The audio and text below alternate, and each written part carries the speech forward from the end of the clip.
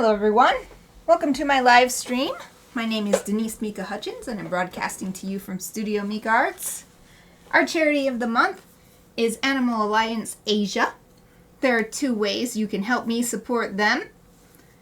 You can just watch my stream and bring your friends because I'll be making a donation at the end of the month based on my unique viewers count here on Twitch. Or you can donate to them directly. There should be a link in my About page on Twitch that will take you to their donation site. It is also Thursday, which means it's time for more illustration work. I literally just left my stuff out from yesterday so that it's all ready to go for today. And it's awesome. Happy solstice! Today is the first official, I think it's, the term is astronomical summer. First day of astronomical summer for me here in Boise and everybody else in the northern hemisphere. So this illustration is now seasonally appropriate. It's my Summer Gryphon. It's the last season in my seasonal Gryphon series, all designed to be double-sided illustrated greeting cards. Yesterday we worked a ton, as you can see, on the sunflowers. And I left off, the last thing I was working on was adding leaves and stems. But that was mostly because I didn't have very much time left and I didn't want to start on the Gryphons with only less than 10 minutes left in the stream. So instead of adding more leaves and stems at this point, I'm going to add the Gryphons to the scene because each one of these sunflowers that I have drawn is meant to have a Gryphon on it. And I wanted to draw the environment for them to stand on instead of drawing them then trying to make the environment match them. Once we have all the Gryphons in the scene, then we'll add more details like these stems and leaves. Otherwise, I'll end up drawing a bunch of stuff and then erasing it because the Gryphons are on top of it. Hopefully that all makes sense as to why I'm drawing things in this specific order. Here's the thumbnail sketch that I'm working from, if I can make it show. It's hard on this document holder because it hits the camera, but this is the general thumbnail I'm working from. I'm pretty happy with how the wings look on these Gryphons, but if I find some nice reference of a different pose that seems like it will work with the way the flower is turned, I'll change it up. So the first thing I need to do is find a reference image. Yeah, I was just thinking, instead of looking it up on my phone, let's just search on my computer. Since I have my nice wireless peripherals, I can do that. Move these here.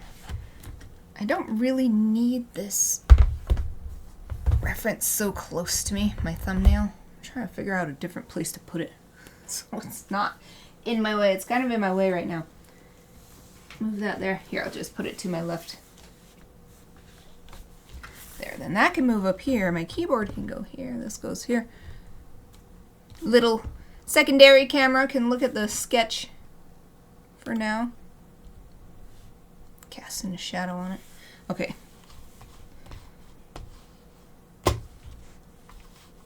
Oh, there it is. I couldn't find my cursor on my screen for a second because I have two monitors, but I can only see the secondary one when I'm sitting over here in my physical media workstation. Alright, right now, it doesn't look like I have any live viewers, which is great because that means I won't be ignoring anyone if they happen to chat. But maybe someone will come in while I'm on this other tab. Hopefully they won't think that I'm ignoring them or anything.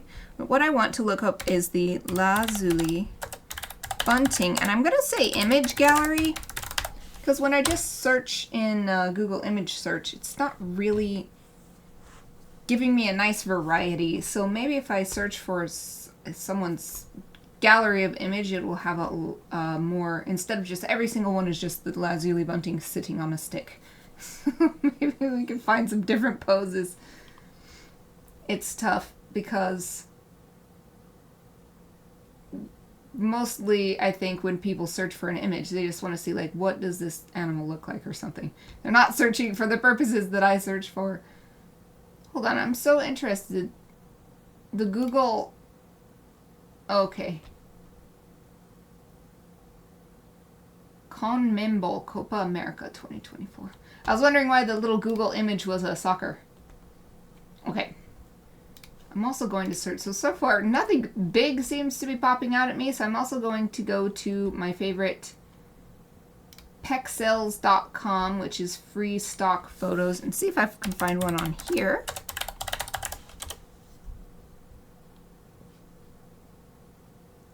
Yeah, I guess it's a little too rare for this. For some reason, there's lots of pictures of people celebrating their birthday. I searched lazuli bunting, and there's lots of... Maybe it's because bunting is a kind of decoration. I think so, because I'm seeing lots of... Okay. Alright, that's not going to work. Let's see.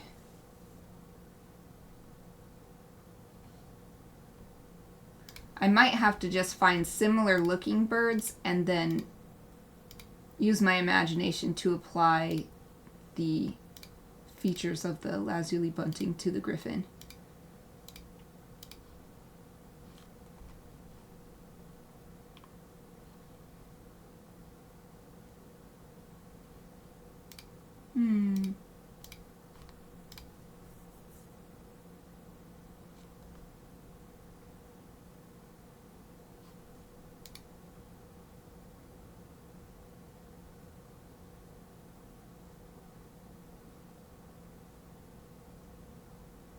Oh, I've just learned something. Apparently only the males are this shiny, bright blue color.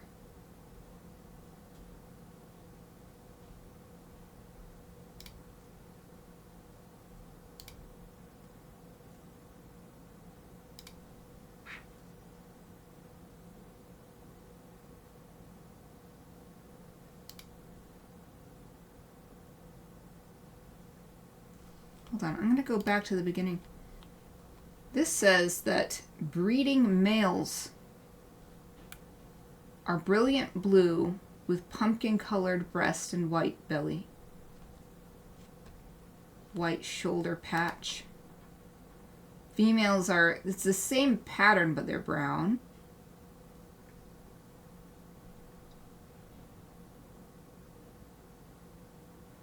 But this also says they'll have blue tints on the wings and tail.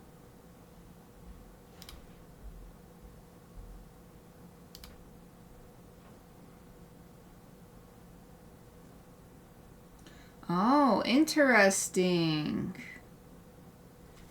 Okay, so there seems to be 3 main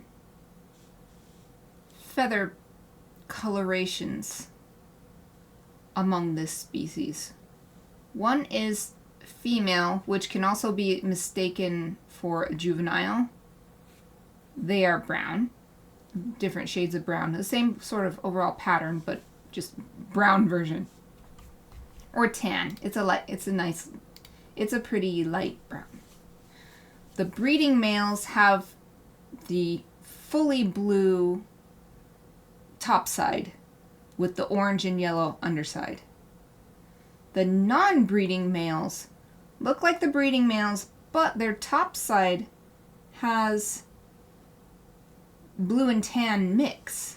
So kind of like in between the female coloration and the breeding male coloration. So we have a lot more variety available to us than I realized.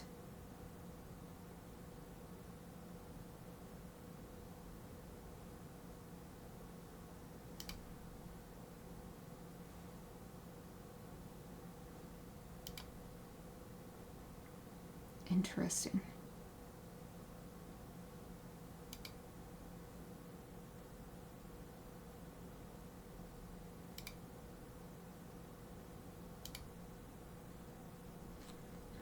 the end of the stuff on this site. Not too much as far as the image.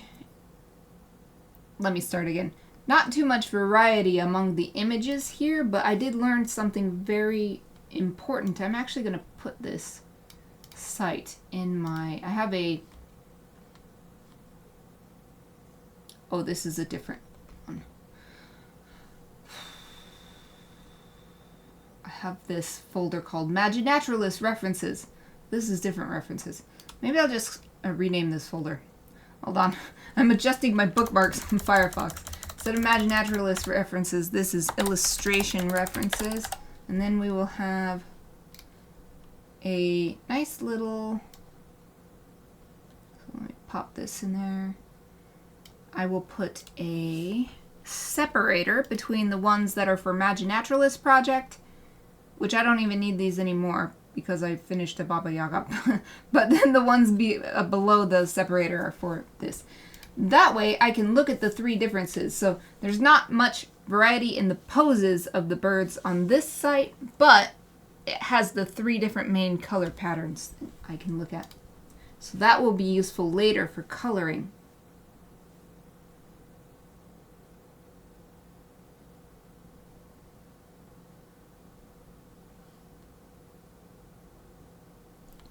I'm going to try looking up on Wikipedia.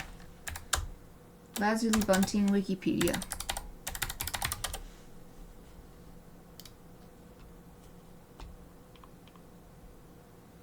Ah, that's right. They only have 2 actual photographs. One is a painting. Double check Twitch, make sure I'm not ignoring anyone in the chat. Okay. Still just me and future viewers on YouTube. Hello, future viewers. Okay, so I'm on Wikipedia, just trying to see if there's any other interesting differences like what I just discovered. I'm going to read this little paragraph from the description on Wikipedia. The male is easily recognized by its bright blue head and back, lighter than the closely related indigo bunting, its conspicuous white wing bars, and its light rusty breast and white belly. The color pattern may suggest the eastern and western bluebirds, but the smaller size, wing bars, and short and conical bunting bill quickly distinguish it. The female is brown, grayer above and warmer underneath, told from the female indigo bunting by 2 thin and pale wing bars and other plumage details. Okay. It's so cool. Their breeding area completely covers Idaho. So I guess I'd never see, like in my home right now, I'd never see a non-breeding one, I think, because their non-breeding area is in, looks like it's throughout Mexico, along the Pacific coast. The Gulf of, or is that a Gulf? So that California, I don't know what that part of, I don't know what that little spit of water is that goes up there.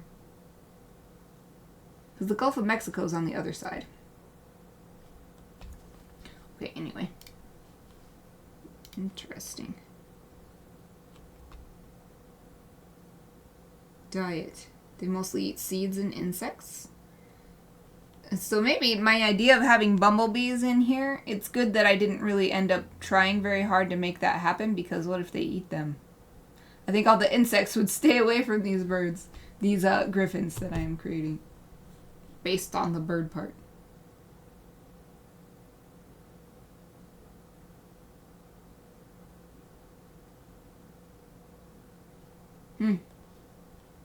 Unfortunately, they don't have any more photos.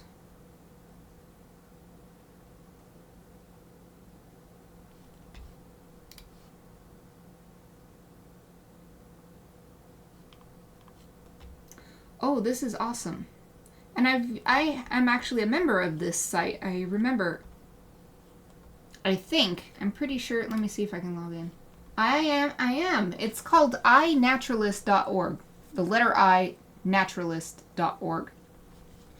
You can help people identify different plants and animals and things. You post a picture and say, what is this?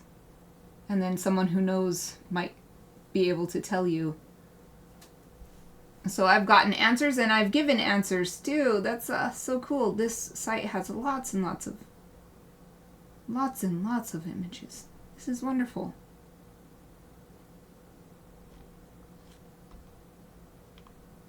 And here's the brown ones. So this must be a female, and her little crest on her head comes up and then relaxes back down. Someone got a big long series of image of it happening. So that's cool to know that that happens. They can raise the crest on their head, or they can flatten it down smooth. Or perhaps it's just the wind catching it. I'm not sure since these are still photos, but this is excellent because there's so many different angles, and most of them are the birds just sitting there, but still there's some from the back, and from the back is especially useful for this composition because most of these I think are going to be seen from the back. Alright, so let's just pick one and start drawing, and since I guess I've got to choose, I don't have to do anything, but I would like to have a story that defines which feather pattern we use. Should we use them all? Should it be a mix of breeding males, non-breeding males, and females? Would they get along? Oh, this one is awesome. This one is leaping off. Ah, wonderful. I'm so happy. I gotta remember this to go to iNaturalist. Let me save this in this bookmarks for illustration references. I hope in the future I just remember, hey, let's check iNaturalist because there might be a lot of photos. I am thinking of what story I'm telling with the patterning.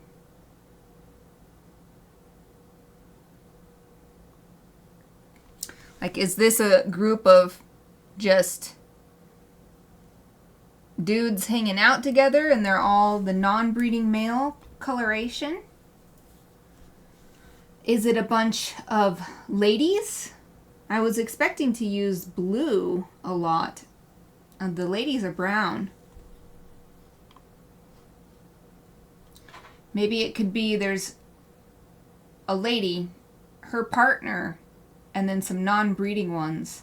I wonder if the non-breeding ones keep the reason they're colored slightly different is so that it keeps the peace with the breeding ones, so that they're like, oh, okay, look, this guy's not competition.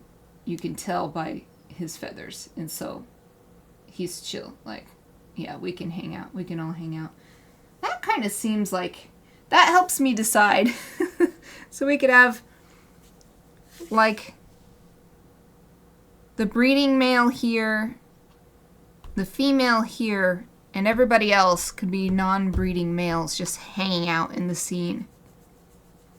And then we can enjoy all three different patterns, because with the female being brown as opposed to the blue and orange of the male, that means the water vole aspect of the griffin in the female can actually look its natural color, which is brown. And with the male, we'll make it just match the blue and white feathers that come down. So awesome. Yay, okay. Since I found this, I'll just put my keyboard back. I don't need to go anywhere else. Alright, I left all my tools out from yesterday too, and I don't necessarily need all these right now. Put these away. There. And move my sketchbook down. You know what though? I better move this too. Okay, Still no one with me live, so I have not been neglecting anyone.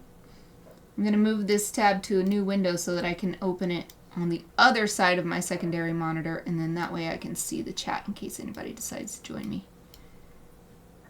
Just put this right here. There. So I guess I just got to pick one. Could start here, start here. Let's start here. This one I was definitely imagining being the largest Gryphon in the scene. The largest that shows a lot of the body. These ones right here will be... Although now I wonder.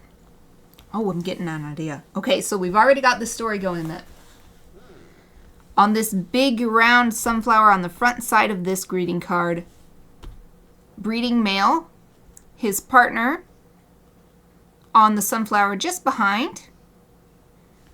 I had originally said, okay, every other sunflower will have a non-breeding male on it, but how about on this sunflower in the lower left corner, which is actually the biggest, but it's just a quarter of it.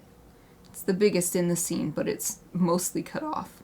I had drawn in my thumbnail, you can see here, oh, if I can hold it well, 2 Gryphons sharing this sunflower. So how about this is another couple? Then we can have 3 of the non-breeding patterns, 2 females, and 2 breeding males. Boom. That'll be a nice wide variety, and I feel like since these pairs are partnered up, there won't be competition between them in this story. If we had something like 1 female with 2 males or something, then it would be like a little more tension if you knew about these patterns and what they mean to the birds. And of course with my Gryphons, I allow what the natural animals that I base them on, I allow that to influence what they are as a Gryphon. So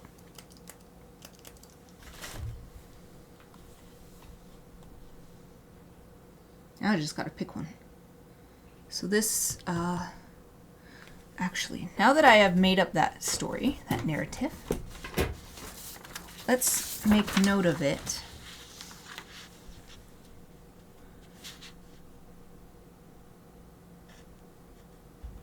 I'll put N. No, not N. This one is a breeding one. So this is a BM, which means breeding male.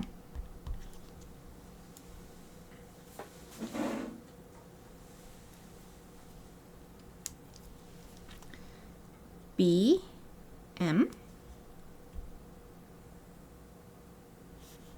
And we'll call this one BM. This one is F for female. This one is also F for female, and then NBM, non-breeding male, here, here, and here. So now I've made note on my thumbnail sketch. I'll actually write what it means here. So I guess I can put it here. NBM equals non-breeding male. BM equals breeding male. And F equals female.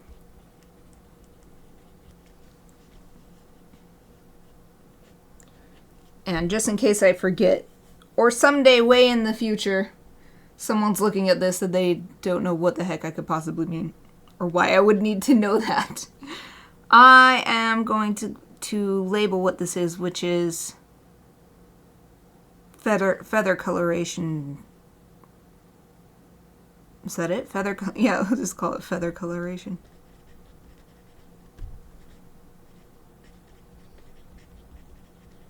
There. Nice. Now I've got that of available. Just visible right here on my thumbnail. Says, oh look, if I angle this like this, then you can see it on the screen. I mean, you can't really tell what it is, but you can see that I am looking at it perhaps. Okay, now I'm looking for a lazuli bunting male. So I did have their angles figured out in the thumbnail as well. This one is meant to be facing this way. And I imagined it having its wings out to the sides. And maybe it's even coming in for a landing or something. So I'm going to scroll through this wonderful collection of images.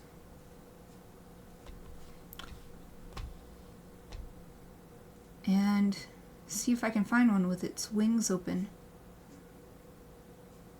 Well, I suppose with his wings open, since this is definitely going to be a breeding male.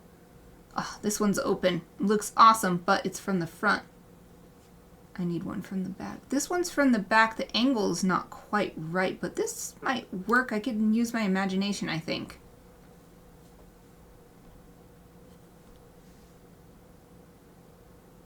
So I can see the overall shapes, how the different layers of feathers cover one another. So that'll be good enough. I wonder if I can zoom in on this or... Wow, I can, and it's absolutely massive. Awesome.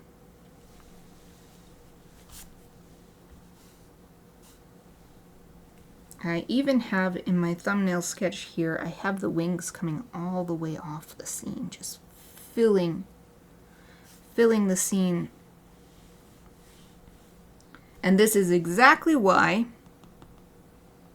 this morning I decided I won't draw any more leaves and stuff, because I might end up erasing a bunch of this stuff that I drew yesterday.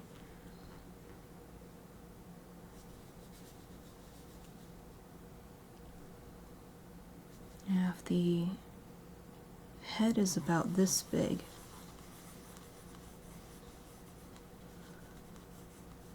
and it comes out a fair way further than I would expect before the shoulders start and the wings extend. And you've got this sort of curved shape where the neck meets the shoulders. And the shoulders come out, and there's shapes like, I don't know, a shawl or a cape. And this is the first layer of feathers covering the wings.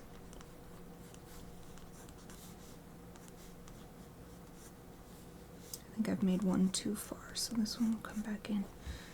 And then it just blends with the feathers on the back, going down the back. There's not a huge, let's zoom in, I can see. And there's not a huge difference between the feathers that are out here covering the beginning of the wings and those feathers that are coming down the back. So we'll just draw this coming down like this. And yeah, I don't even think we'll see, even though this is the closest one to the viewer, I don't think we'll see the half that makes it look like a griffin. It's just going to end up looking like a bird. Unless I draw with the griffin, the legs of the bird move forward and become the forelegs, because griffins are actually...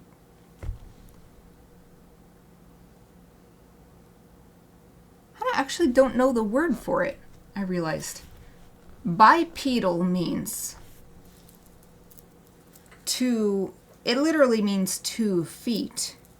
Quadrupedal means 6 feet. Okay, Google. What's the word for animals that have 6 feet? On the website english.stackexchange.com, they say, hexapod, the most common word. As other answers and comments have pointed out, the word hexapod from Greek is the most common single word for something with 6 legs. Hexapod. I guess pod has the same, but I want it to be like...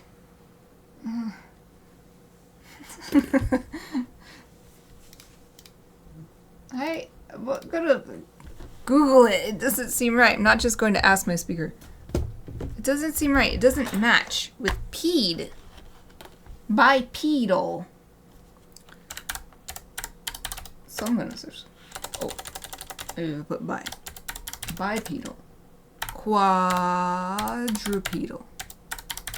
And then I'm gonna put 6 legs and see what it is. Biped. 4 legs quadruped.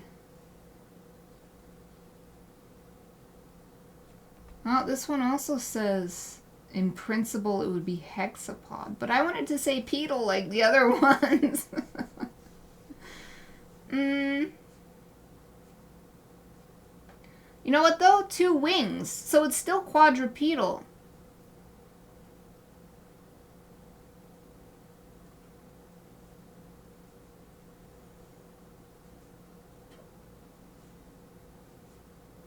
Okay. It didn't really matter. It was just pure curiosity on my part. It wouldn't be quadrupedal. I mean, it wouldn't be... not quadrupedal. It wouldn't be... Maybe it's just hexapedal. Quadruped. Hexaped. Hexaped. But it's okay, because even though they have 2 wings and 4 legs, and no such creature actually exists, they're still quadrupedal, because they don't put weight on their wings. Mystery solved.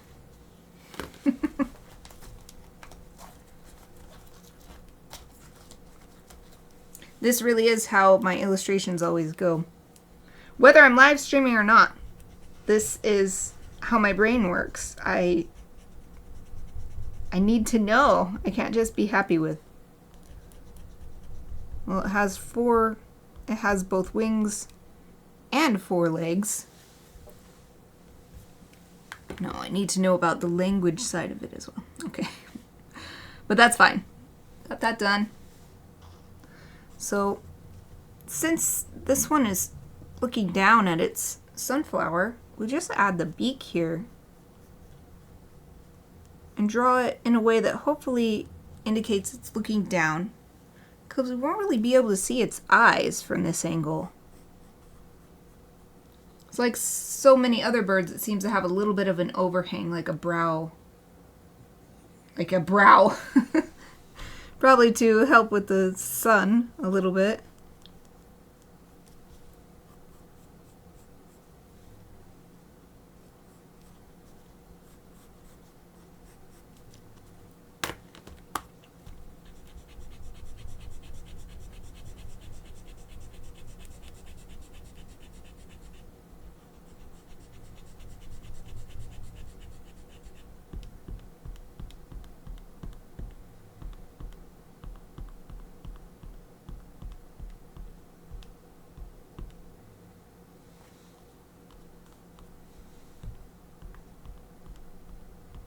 Okay, I think I picked up all my little eraser bits. I love the Japanese brand erasers because they always stick to themselves like that. This is the Tombow. It's called the Mono Knock 3.8. I guess 3.8 might be the size in millimeters of the eraser coming out. Okay. Now the next section of the wings coming out. We've definitely got to get that white bar in there. It talks about how that's one of the ways you can distinguish it from its closely related cousin, the indigo bunting. This is the lazuli bunting. So this is the... Oh, this... At this angle, this wing is going to cover up this part. Well, we'll see how it goes. Maybe if I angle this down. Okay, I'm going to actually change this so that I don't want it to be covering these up. If I can help it. Of course, maybe it goes behind this. Maybe this is so far forward that this wing is actually behind this sunflower. Move my little camera. I'm realizing that you might not be able to see so well. There. What I'm working on, because it's in this corner. Yeah, that solves it. The problem I was worried that I was going to run into was this wing covering up this, and then I won't be able to have the two little griffin heads poking in. But if this is far enough back in space that it's actually behind this sunflower, as if you think of it in planes, then this wing just goes behind this sunflower and we're all good. It's probably going to cover up this leaf right here though. Okay, but we're trying to get this shape in. This is blue, blue, all blue here, and then right about here. So yeah, I'm gonna erase this leaf. It's just gonna be lost anyway. Erase it now so that it doesn't confuse me later. What I was about to draw was that critical white bar on the wing.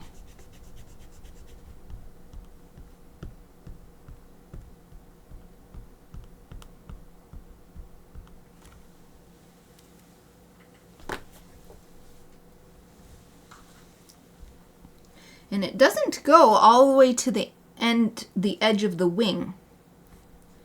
It starts a little bit farther down, and it does go back to this point though. So we'll bring, this is the white bar, and we'll do the same over here.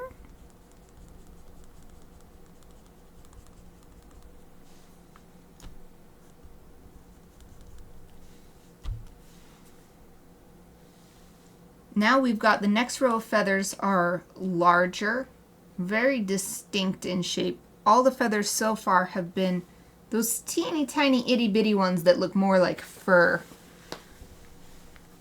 But these ones are the first row of feathers that are large enough that you can see each individual one.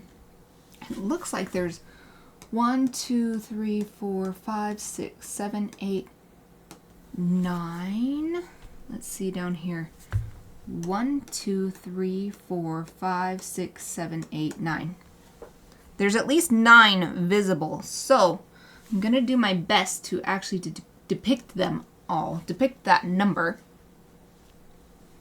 I just really like how that adds a realism to it. And they layer on top of each other. Is it from the inside or from the outside? Yeah, it looks like...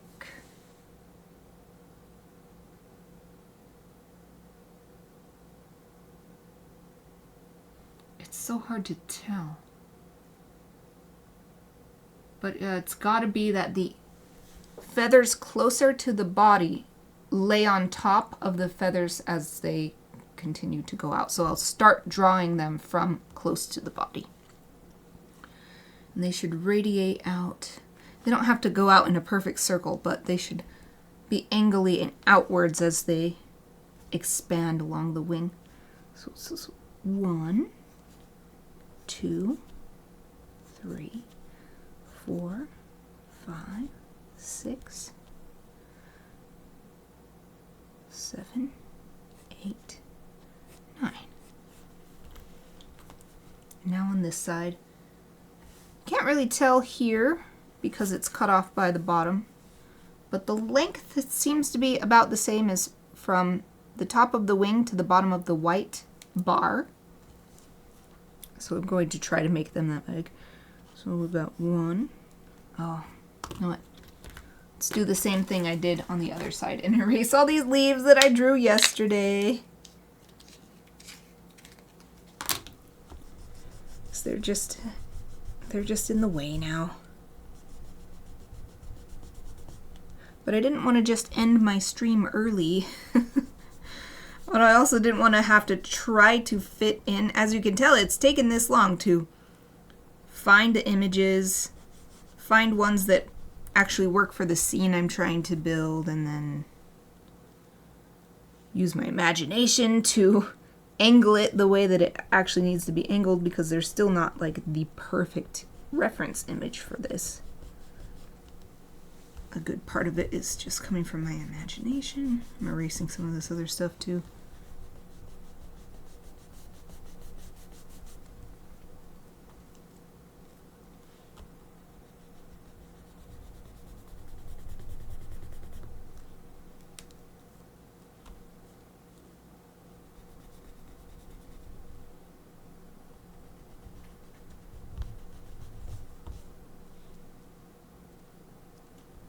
I decided to just clean up this whole area where the wings are so that it's not as confusing.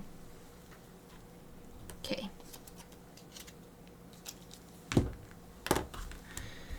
Now let's try drawing these. So 1, although that's not long enough, let's make it a little longer. 1, 2, 3, 4.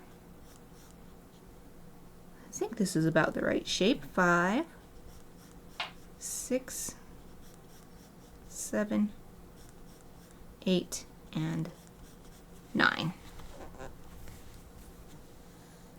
We're building a griffin. Next, there are actually a few more feathers along this same line as the ones I just drew, but they're slightly different. They're at the very tips. They're curving up in the air because of the flight, the motion of the wing through the air. And they seem to be smaller. They're blurry in the photograph, so I'm just going to do my best. They seem to be smaller, and I can't tell how many, but it looks like maybe 3 or 4.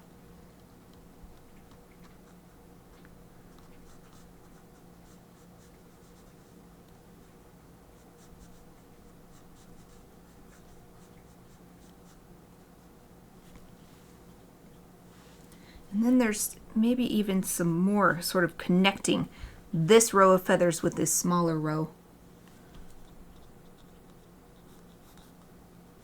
And since it's a griffin, I could do whatever I want. It's not real.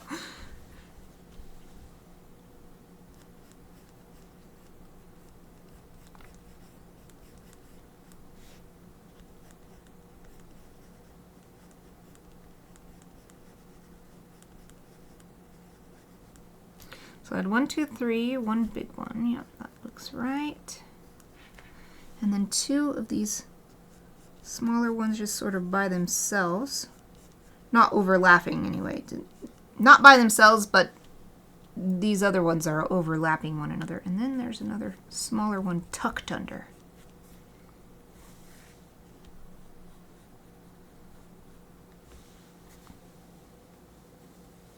Getting there. Now time for the feathers that are always the most iconic for any bird.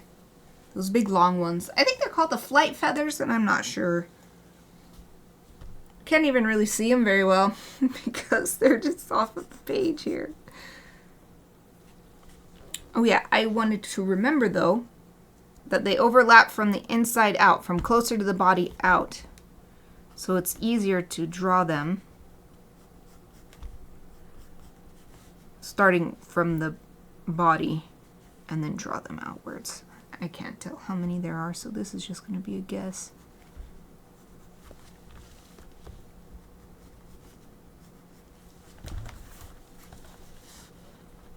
Over here, though, I think we'll see the ends.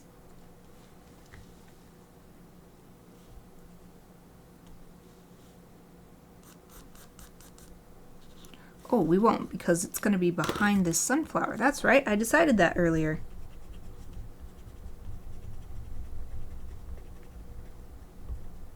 I'm definitely going to need to come in here with my red pencil at the end so I can redraw the final lines before I trace them, because I don't want to accidentally trace lines that I meant to erase, but you can't perfectly erase this colored pencil off the page, so it's still visible. That's why I got this matching red mechanical colored pencil, so that when that happens, I draw the final line with this, and then I know for sure, yes, that's what I wanted.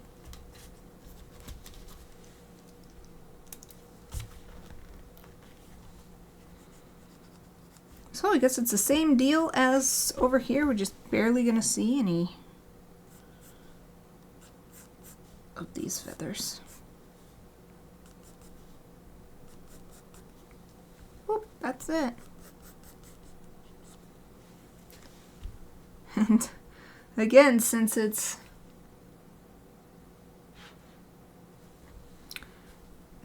is just coming into the frame like this, we can't see the griffin part of it. I wonder though, the way this curves, where the wing is coming out and attaching to the body. I think I might be able to do this in a different way, so it doesn't look like a weird t-shirt. It's like a t-shirt.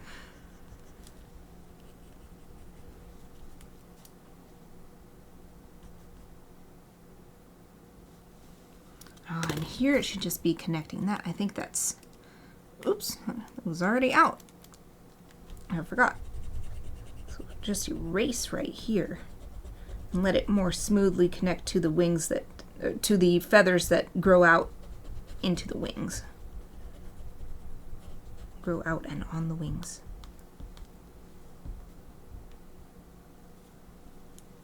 Oh, that looks so much better. And maybe I'll just get rid of this stuff here. It's really tough because I am not looking at an image that is facing this way. It's facing more like this. So if this one's facing like this, the image I'm looking at is like this. So I can't exactly tell what it should look like. But I already spent half an hour finding photos during this stream, so I'm not going to waste any more time. Just use my imagination for the rest.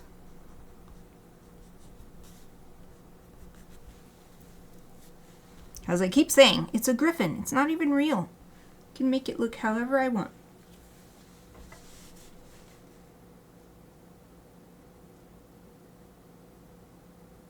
Wow. I just didn't expect it to be taking up this whole space, but that was the size that made sense, and I feel good about it looking at it, so that's how it is. One griffin down.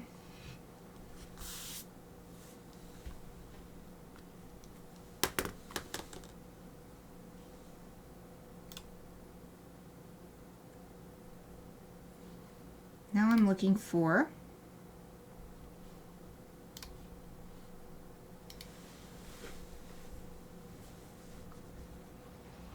actually, first thing I could do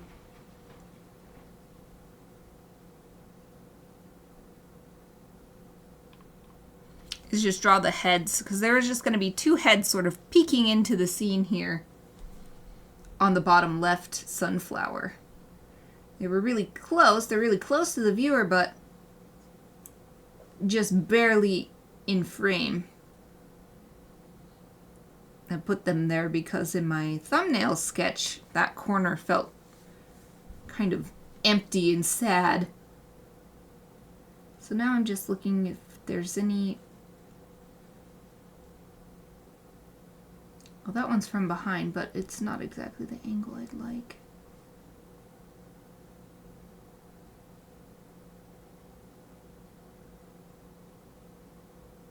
It's interesting seeing all these different individuals, the same species, but their beaks are all, you know, some have a little bit wider beak and some have a little bit narrower beak and that kind of thing. It just reminds me how, I guess it's so easy to think that birds look like they're made out of a cookie cutter mold. Like every single bird looks exactly the same. But if you look closely, it's the same as any other one of us animals. Like we humans might have a bigger nose or a smaller nose, that's happening here too.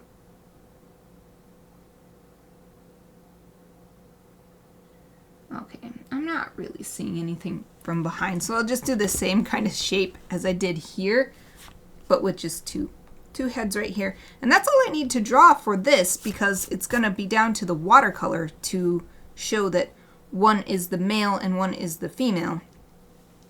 So not any difference in their shape or size of their bodies. It's all in the feather colorations.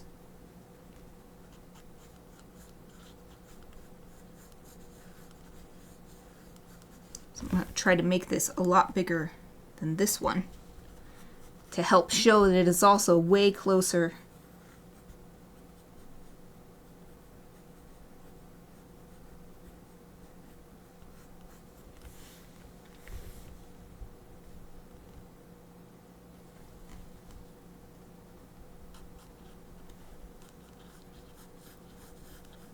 Here's the other one coming in from the other side.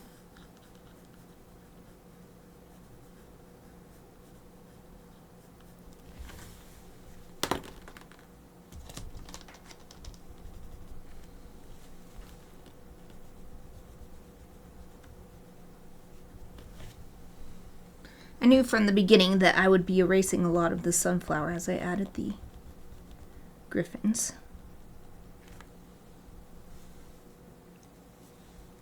But I didn't realize that I'd end up erasing literally everything I drew in the last 10 minutes of yesterday's stream because I wanted to keep working but not get started on these Gryphons in that short amount of time. So I knew it took half an hour today. I knew it would not be something I could do in 10 minutes. It wouldn't even make significant progress. It would be a boring end to the stream. I'm just cleaning this up.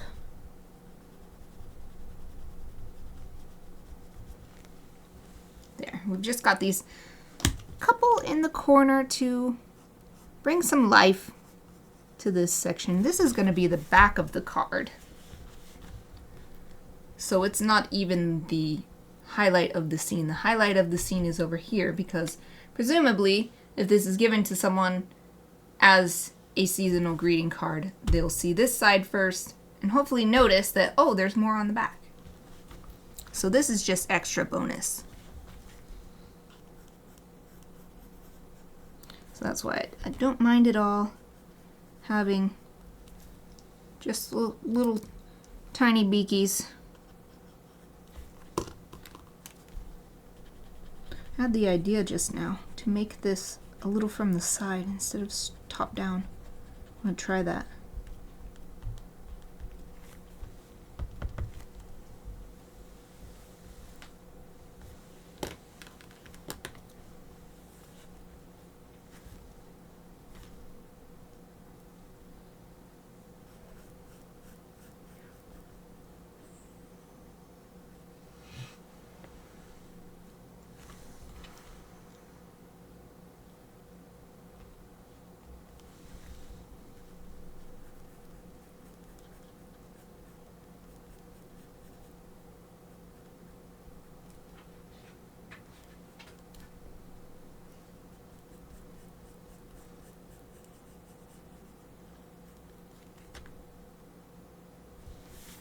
I like the idea, but maybe the mouth should be open. That they're about to grab something out of this sunflower. I think this is going to be the other female one in the scene.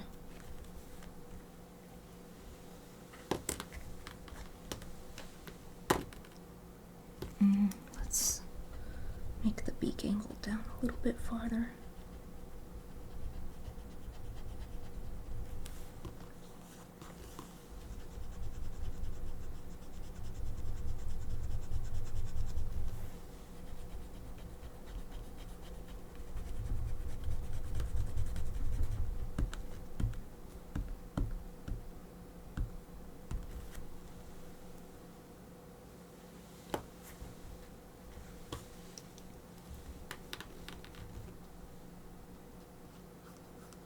I'm trying to get a sort of 3/4 view. It's tough because either the photos that I can look at are straight on from the side or they're like from behind.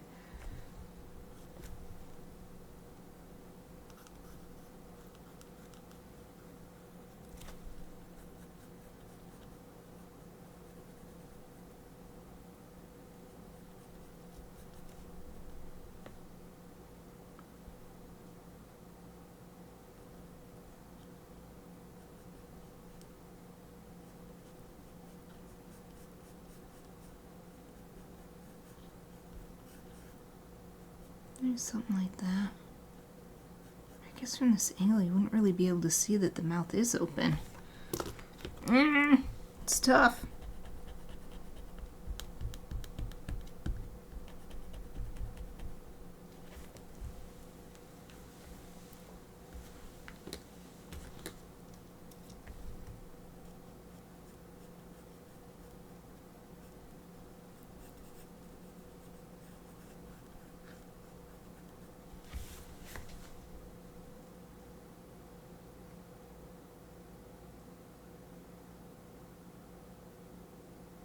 That's alright.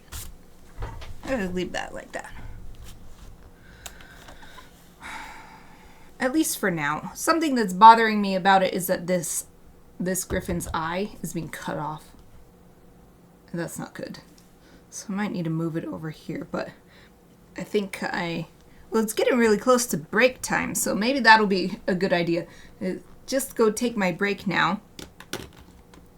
And then come back and I can try to redraw it or something. It's not good to cut a character's eye right in half right at the edge. I'll move this so that that's visible while I'm away. Okay. I'm going to go have a stretch. I don't know, maybe a little snack. Mute my mic and be right back in 5 minutes.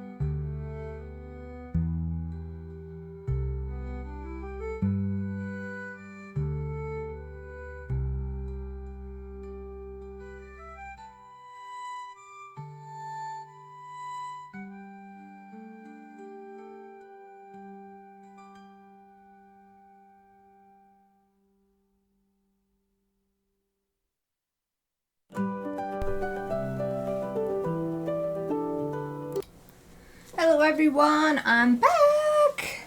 Hope you all had a great break. I definitely did. I just stretched the heck out of my back. Feels so good. I don't feel today like oh, Exie, hello. Thank you. Yay, you must have joined while I was on break. I don't feel like I need ibuprofen like I did yesterday for my back. It's such a relief.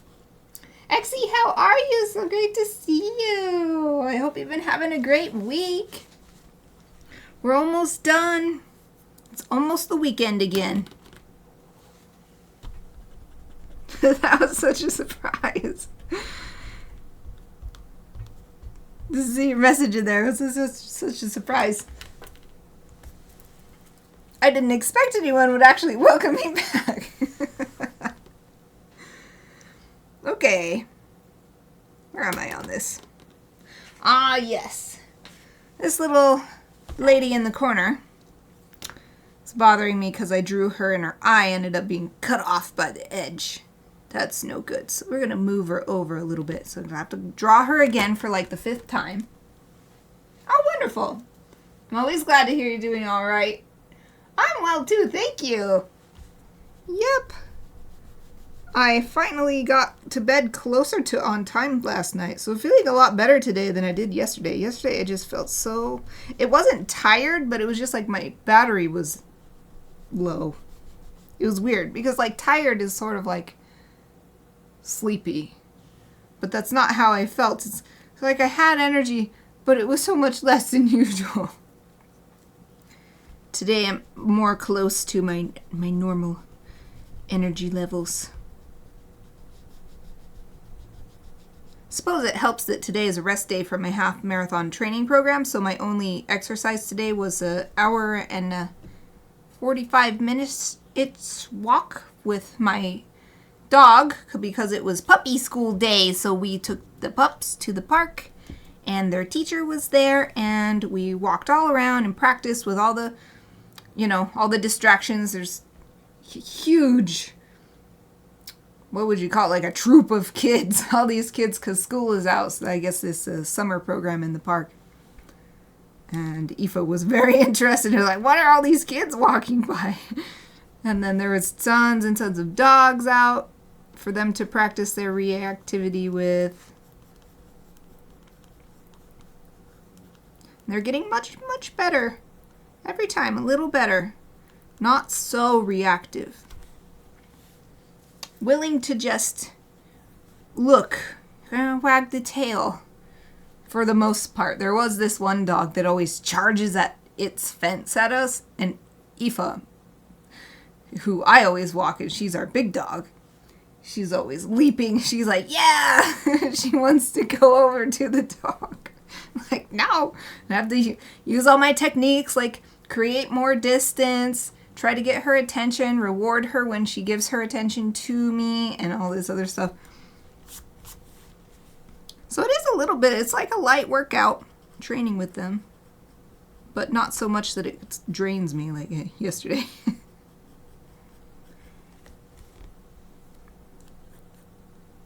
I don't know if you were able to watch any of the stream yesterday, so I'll hold this up since it's not very visible. I got all the sunflowers done for the Summer Gryphon yesterday, and today is summer now. At least for me, I think for you as well. I'm pretty sure you're in the Northern Hemisphere. And today we've been adding the Gryphons to the scene. Standing on and eating from the sunflowers. So, since it's now officially summer, this is the perfect theme illustration. Oh, thank you, thank you! I'm so relieved to finally be moving forward with this one. I worked on it last summer too, but I just couldn't get satisfied with what I'd come up with.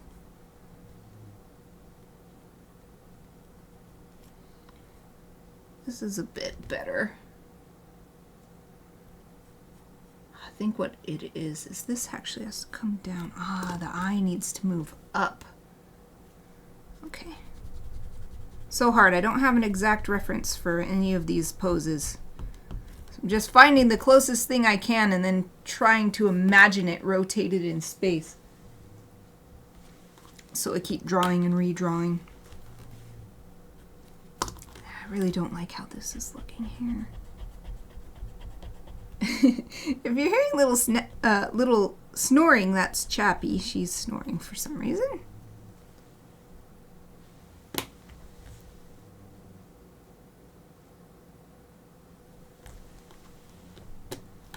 Come on, Gryphon, let's do this. Let's do this. Here's the overall head shape.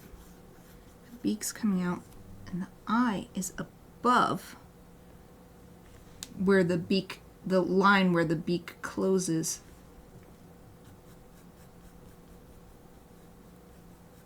Something like that. And then the eye should actually be higher up.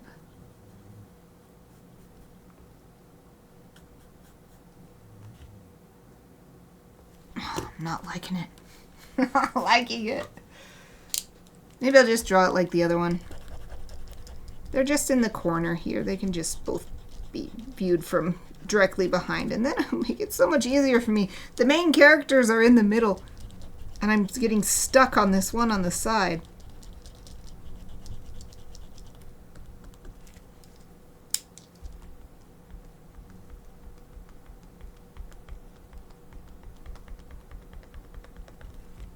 Actually, have you been working on anything interesting recently? Any creative pursuits that you'd like to share?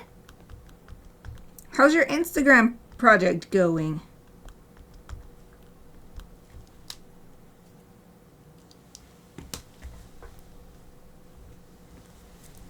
Of course, if you don't want to share, you don't have to, as always.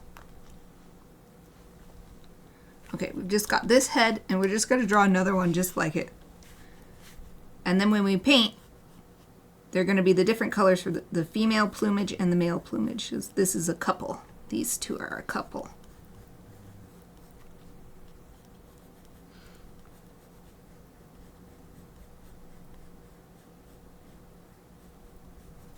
There, just the same shape.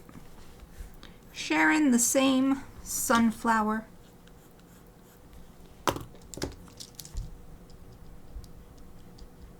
Sometimes simplest is best. It doesn't always have to be pushing the limits in every single corner of every single piece.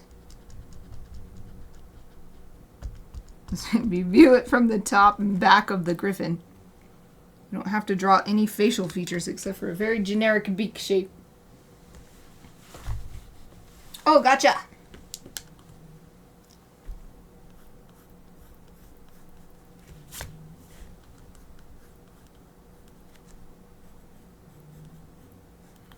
They have slightly different beaks. This one is a little wider. This one's a little narrower. There! Done! Done, done, done, done, done, done. Done with these ones in the corner. I guess. I'm not happy with it. I guess it's because I actually do have this sketch. The thumbnail sketch. The one on the left is viewed from the side. Doshio. What should I do? What I'm not liking is how it's just like a perfectly...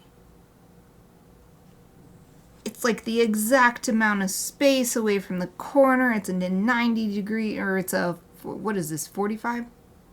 90. It's a 90-degree angle away from the other one. It's just a little too perfect. This perfect symmetry in the corner. It doesn't feel natural.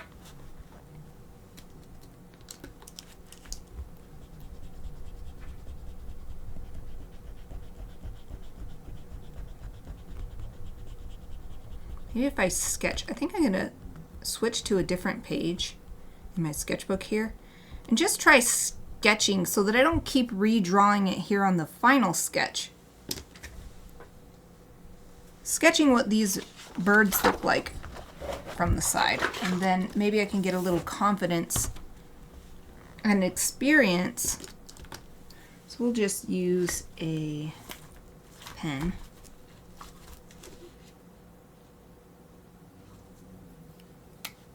I guess we'll use this one. There's so many different pens in here, I don't know which one to use. I always have too many. So let's just do a few sketches just to get a feel for the overall shapes and how they fit together. Yep, as soon as I sketch it like this, I'm like, oh, yep, that's how it goes. That's how it looks. Couldn't get it in my final sketch for the project. So here's the eye. A little bit black feathers here. And a touch right there. And it is actually black along here until it reaches the beak. Yeah, what the heck? Why can't I just draw this shape on the other page? I didn't even switch reference images. This is the same one I'm looking at. Look how elegant the shape is, and I'm just stuck for some reason drawing it.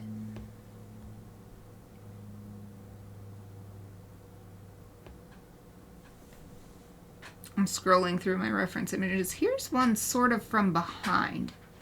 Like a 3/4 view from behind. Perhaps this will help. Oh. That scratching noise was Aoife. She was adjusting her feet, apparently.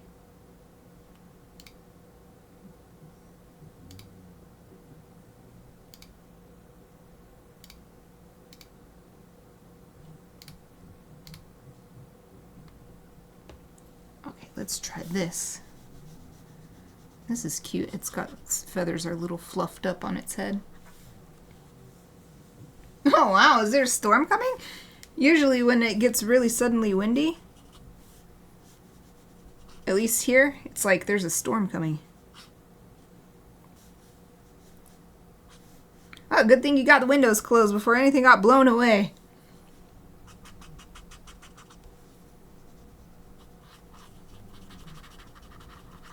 I wish we had a storm coming here. It's gone back to perfectly clear blue skies, which anybody other than me is like, oh, how wonderful. And I'm like, oh, man. So boring. Boring sunshine. That's how I feel.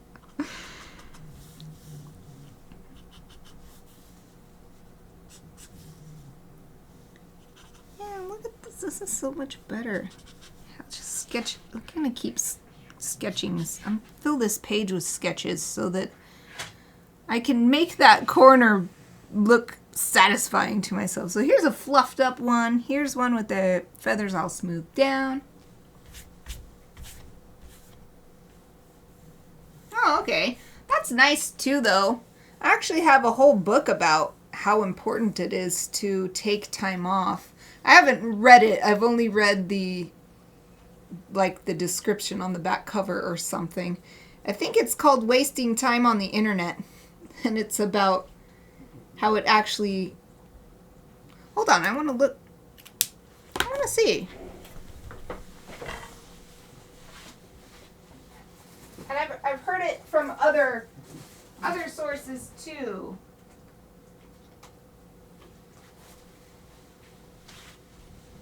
All right, here we go.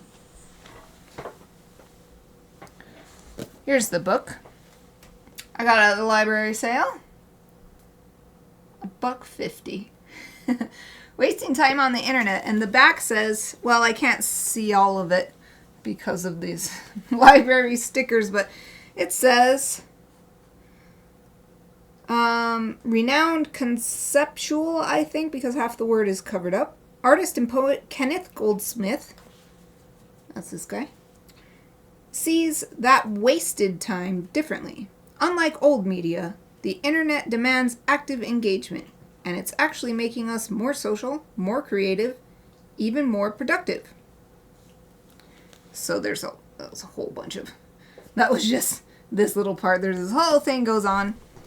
So yeah, there's actually a book about that. Maybe I'll read this eventually.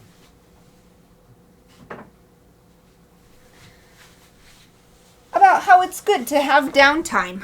It's actually good for your creativity to do other things. So good. You're charging up your creative batteries. And it says you're still doing a daily poster, so you're still being creative. Let's see. I'm gonna find another reference to draw. Oh, it took me all the way out. No! I gotta search again. I pressed back too many times. I pressed back too many times and then it gave me an error page, so that's why I can't just press forward now. Lazuli bunting.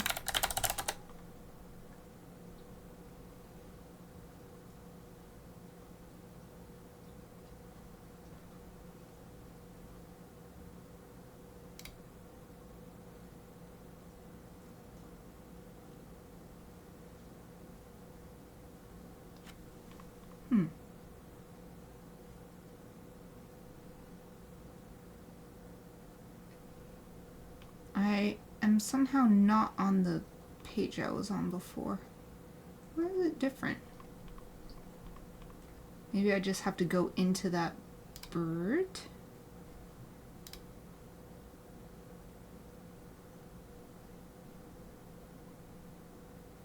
What if I click this? Oh, it took me to Wikipedia. Oh, it's like Wikipedia is embedded. Ah, here we go. I found the gallery. The Gallery of Lazuli Buntings.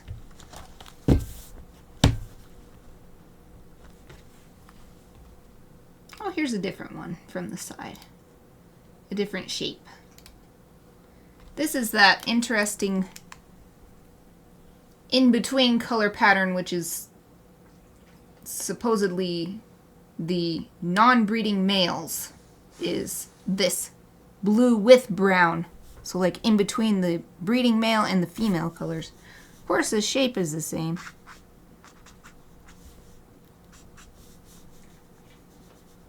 The shape and the pattern is the same, it's just the coloration is different.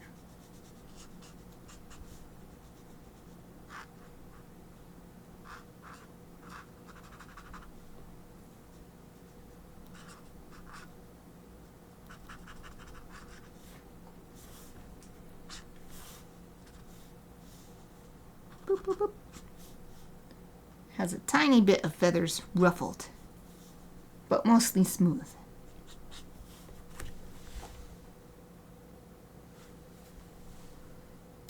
Alright, how about another one? Here's another different one.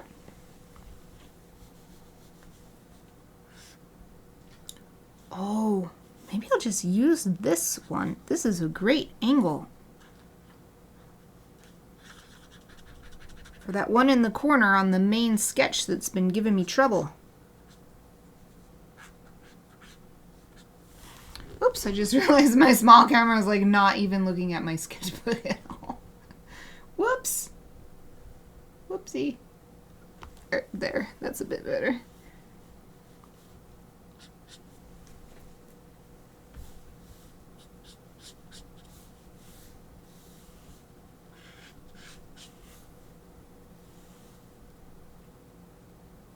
The corner of the mouth ends at the bottom edge of the eye.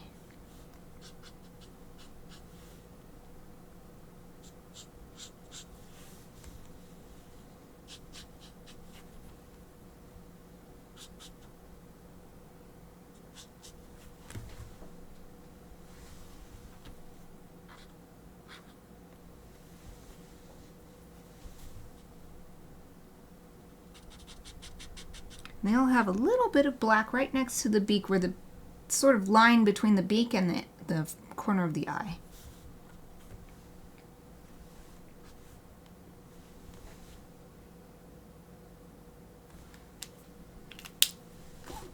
Alright, I'm feeling a bit better about it. So let's try drawing, especially now that I've found a reference that seems a lot more like what I'm trying to do with this person in the corner. There. Flip back to my sketch, my main full sketch. Whoa, interesting. You can see the ink stuff behind it. I never done that before. Wow. Never noticed that before. Well, I guess this really is vellum style paper. I was talking about it last week. I think I was looking up what this sketchbook paper is. It doesn't actually tell you very much about it other than it's medium weight vellum finish. When I was looking up vellum finish paper and vellum paper, vellum is known for being translucent. And I was like, these pages, vellum finish must mean something different because these aren't translucent. But now that I have drawn an image on the underlying page and then gone back, it totally is. You could totally see it. But I need to put a piece of paper in between. Wow. I can't see my sketch very well because the drawing underneath. But there's a piece of tape on this paper. This paper won't work. That is so surprising.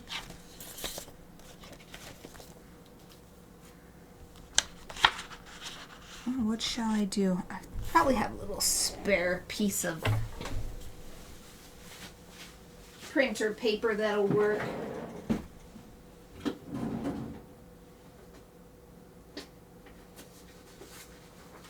Oh yeah. I accidentally printed a bunch of gift certificates on big pieces of paper. So this is perfect. I think it will work. Yeah. That was a surprise. Okay. Back to this corner. Let's do this. We've got this wonderful reference image. Exactly what I was hoping for. Maybe we can angle it a little bit so it's not making this square shape like this.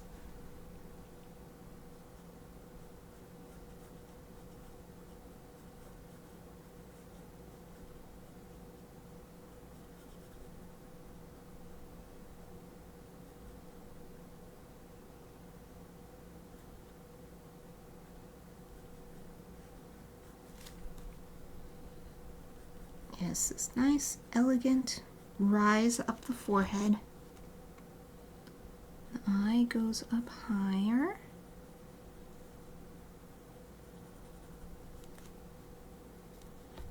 And the feathers come out like this along the neck. Actually, this eye isn't big enough.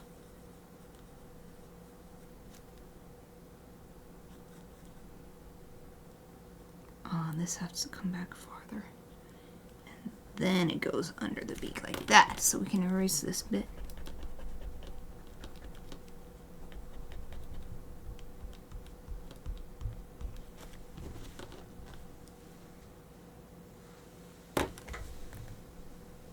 Now it sort of looks like this one in the corner is having a peek at the viewer. Like, who is this looking at us, enjoying our feast? Our sunflower feast.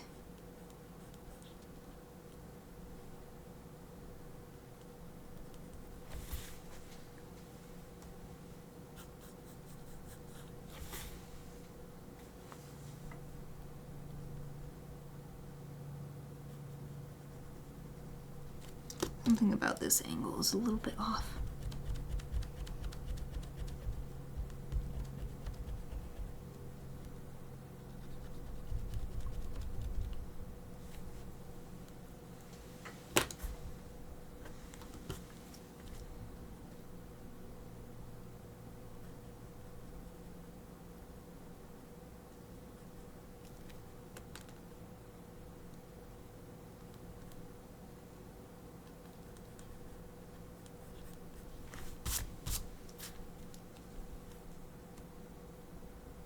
Oh, maybe this eye is not close enough to the beak.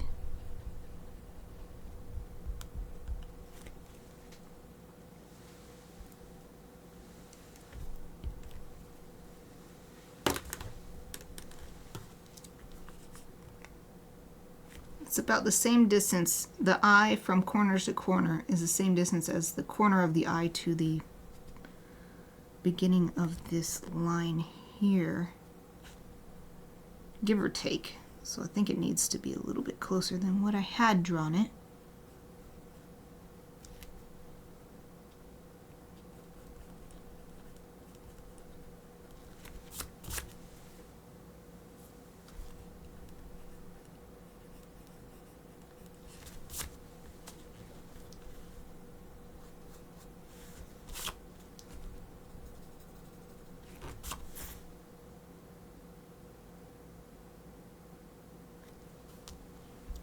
I see what's bothering me. I've got the bottom edge of the beak running along the same line as the edge of the throat, but they actually have a bit of an angle where they meet like this.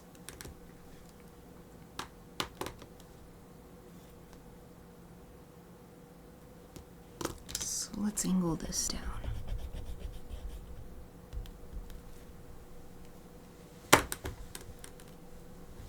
This is another reason for me to try harder to get back to my normal sleep schedule. I think this is why I'm having a little bit of trouble with this. My brain is not fully fueled with sleep.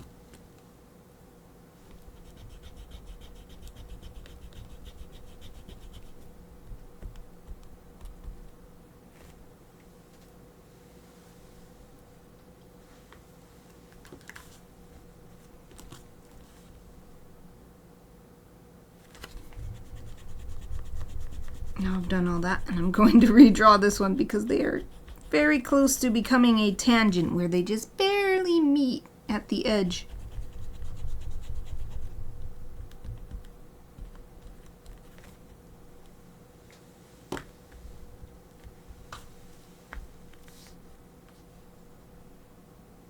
Now how will we have this one coming in like this?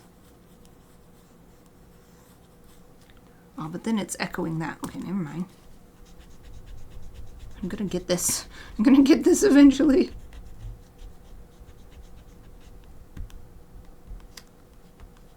Alright, we'll have it coming straight in.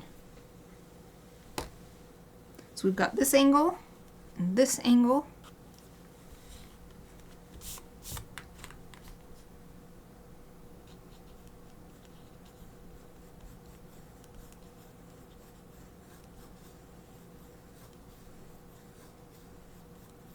Actually, I found a little bit in between the angle I had just drawn, the one I had drawn before that. Some middle angle between those.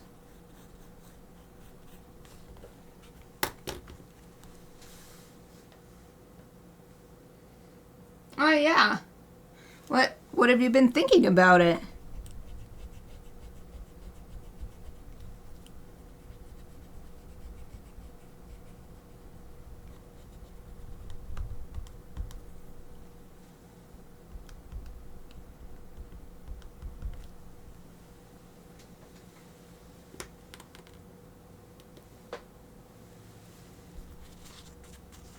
I feel like it probably isn't decided until after the artist is gone.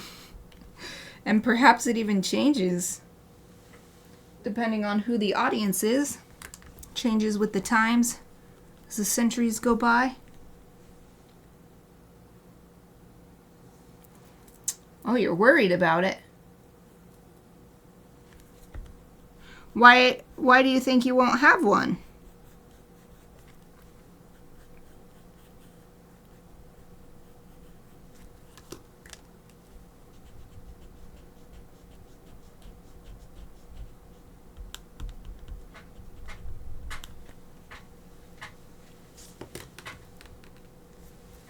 think it's the idea, it seems similar to the idea of leaving a legacy, and that's something that I am hoping to be able to do with my life.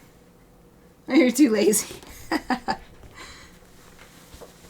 Well, if it's really bothering you, I'd say just find something.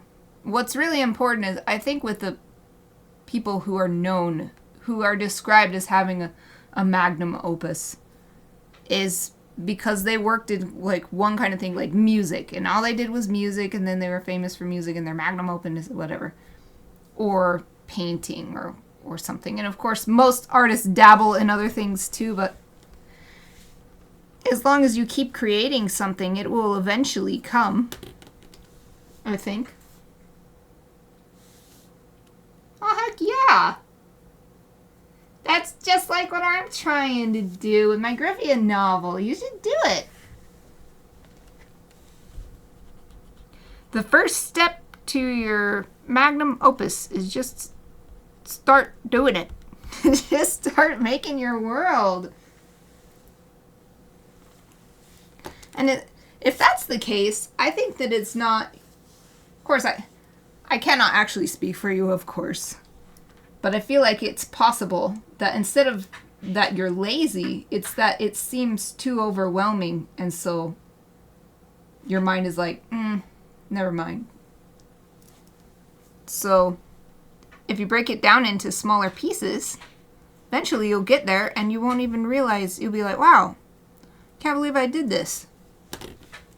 Feels like just yesterday I started.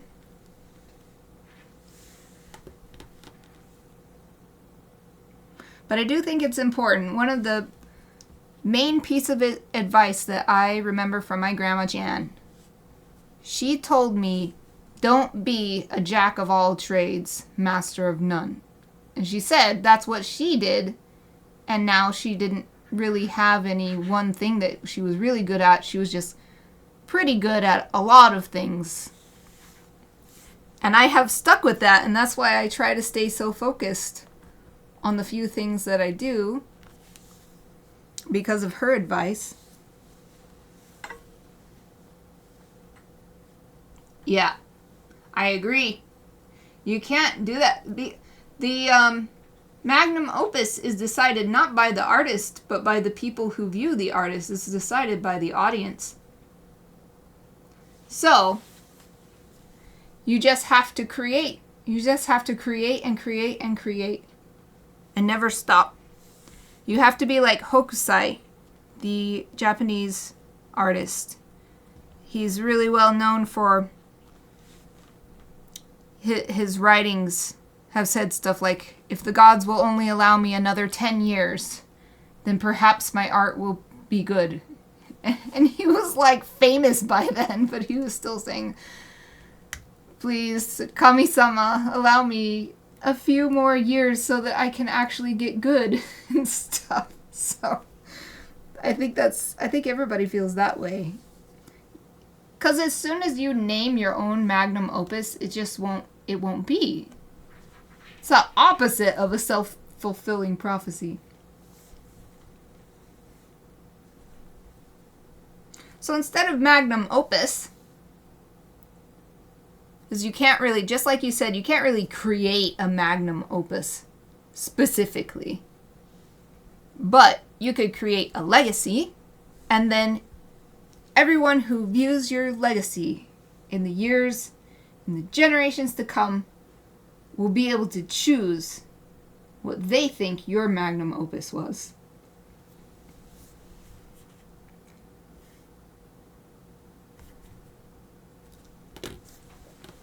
Let's see. I'm ready to move on to the next Gryphon. I don't know which one I should do. This one or this one? It's interesting that you bring this up, Exie, because I've gone through these feelings myself. That's how I decided. I had the same kind of feeling when you said you want to have a world that you'll create and you write stories in it. For so long, I told myself, if only I didn't have to work a regular job, if only this, if only that, then I'll write my novels that I've been thinking of for years. And eventually I realized the only thing stopping me is my way of thinking. And then I started working on them, and I've been working on them ever since.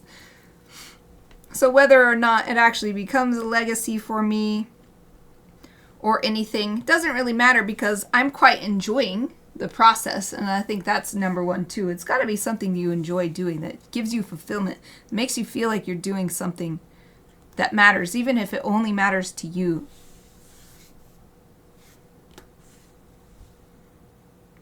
Let's do the female griffin on this flower next.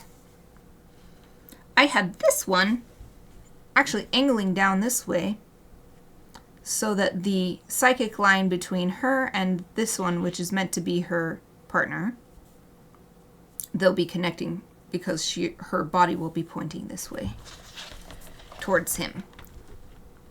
She's not necessarily looking at him. She's busy getting sunflower seeds out of the sunflower. But that's what the psychic line is, or maybe even an implied line. I think it's meant to be psychic line. Implied line is like there's something else there. It's not necessarily a line, but it's actually... Anyway, there's a subtle difference between those.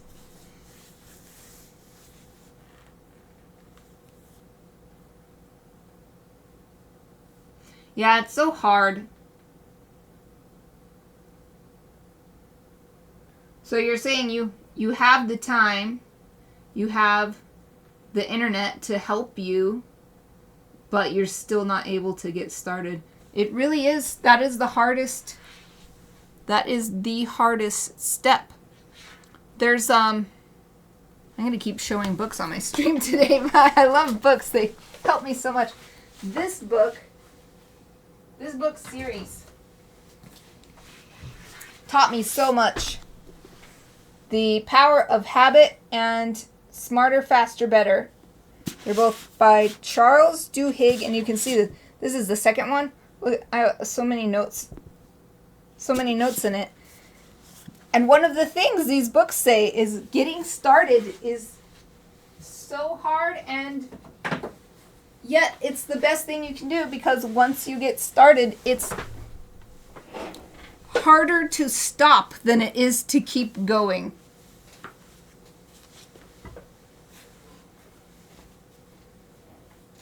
Oh, I know exactly what you mean. I know exactly what you mean by that. The only way I was able to find through it was just to keep working with myself. I had to build good habits, and that took years, and it always felt like this is never going to happen. So, if you really want to, I know you can, because I did it too. But you have to be willing to accept how tough it's going to be until you get to the point where you're finally... It's kind of like starting a train, right? Because it goes really slow at first, and it doesn't even look like it's moving, but eventually it gathers speed. And for me, that took years. So sometimes it was really frustrating because it doesn't... And even now it's frustrating because, you know, I put my work in the Illustrators Showcase every year for SCBWI, and I've gotten zero interest so far, and it's kind of disheartening. But if you give up, then you guarantee that it won't happen. The only way is to keep giving yourself the chance by continuing to try.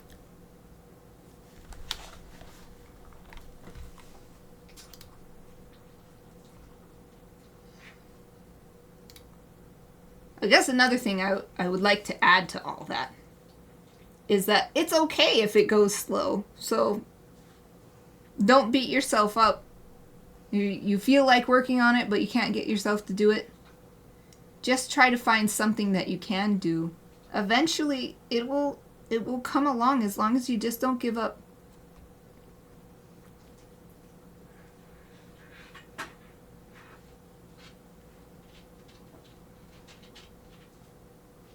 I'm looking for another reference image. Need one from behind. Ooh. It isn't quite the right angle, but this might work.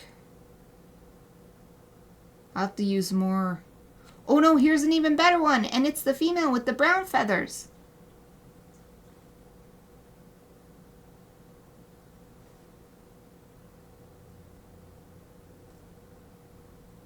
There's so many of them. This person took a lot of photos of this bird. This one, I think. Although,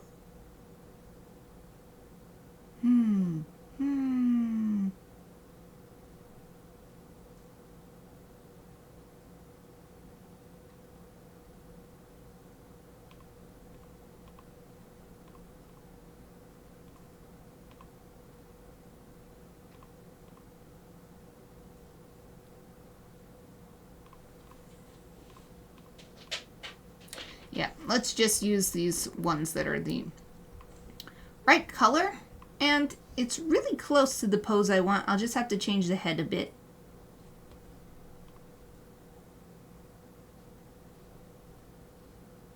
Let's do this one.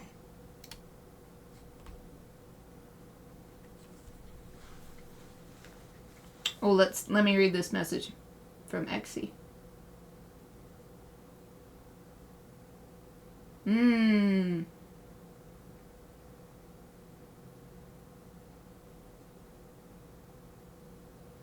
Yeah, and I'm pretty sure you're younger than me. So we both have plenty of time. Because I'm younger than that. I'm younger than 43. I'm younger than 43. I'm 38. So we've got time. You and I both have time to make our worlds and share them with other people.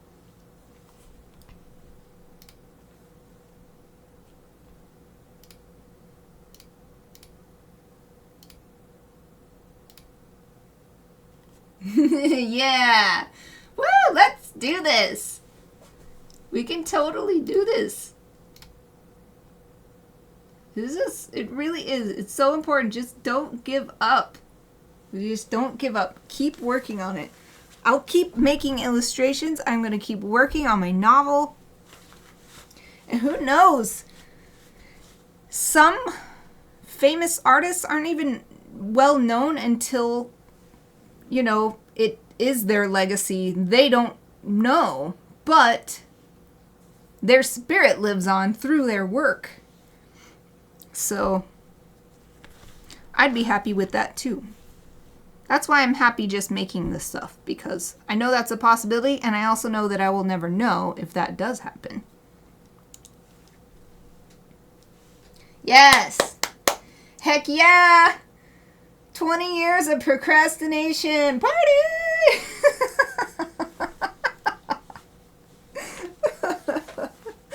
That's a twisted way of putting it. Oh yeah, we still have plenty of time to procrastinate.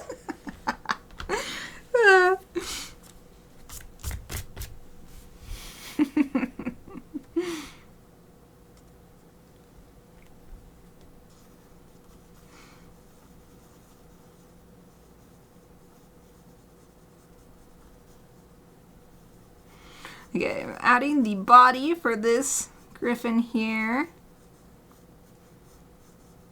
I want her to be pointing down.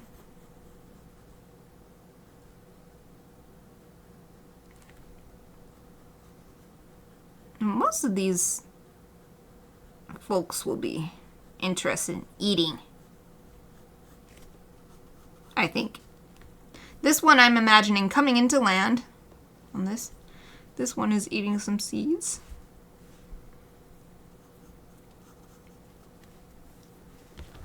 Oh, but I just remembered.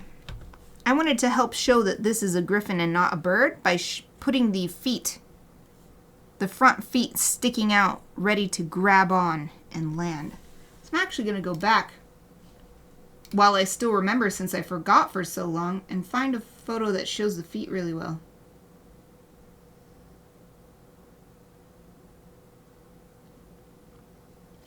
Oh, thank you. Thank you so much. I'm feeling a lot more confident about it as I've added the... not that I wasn't confident yesterday, but yesterday my brain was messed up. I was so tired, I guess. And so I was like, ugh. But today I'm feeling better, especially getting the Gryphons in the scene.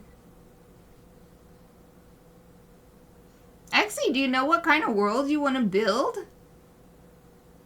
Or even like what medium you'd want it to be in? So for me, what I really hope is to leave a series of illustrated novels behind in my Gryphia world with the Gryphons.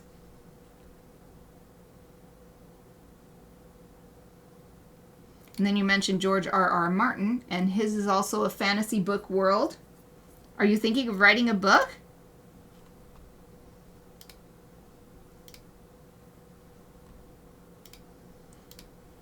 So this reference I'm looking at is actually completely flipped. The bird is coming towards, but the feet are hanging down, so I can kind of see what they look like when in flight, but the feet are deployed. So I'm going to do my best, once again, to use my imagination to rotate the feet in space. Also, I suppose I'll use my existing experience drawing so many Gryphon feet over the years.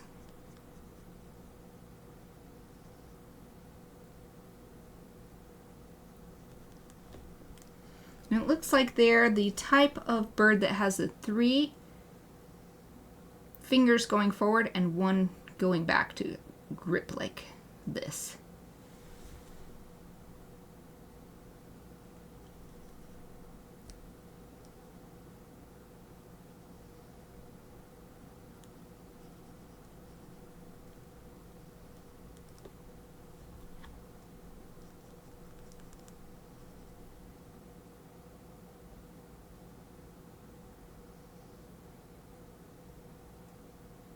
I think that's a little too far out.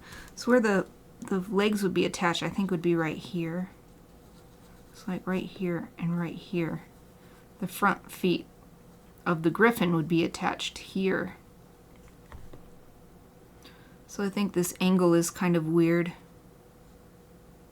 because it's like the legs are splaying out. I think they should be fanning out instead.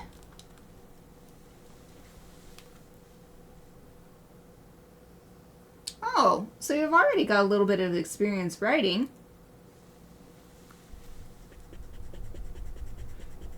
You could just run with that. I know it's not exactly the same kind of genre, but if I understood correctly, that hit series that I have not watched or anything, 50 Shades, was originally a Twilight fan fiction. So you could totally take what was inspired by another world, make it your own, and then becomes its a whole new thing of its own.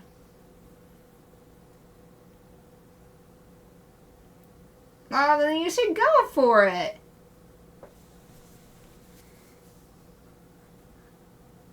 Yeah, I think it's really important that you make something that is really resonates with you, because all the hard work it takes. I've been working on my novel for, I think I started in 2019 is when I first bought an actual notebook to start writing my ideas in. I'm pretty sure. I can check it later.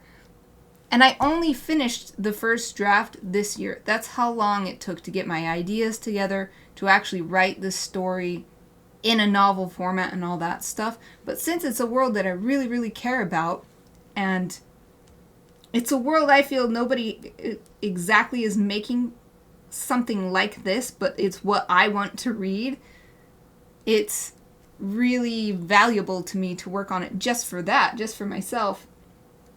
So I'd say pick. You say you feel like it's your calling. So just pick that. Pick that, and then all the hard work will be easier, or at least, even if it's still super hard, it'll be worth it.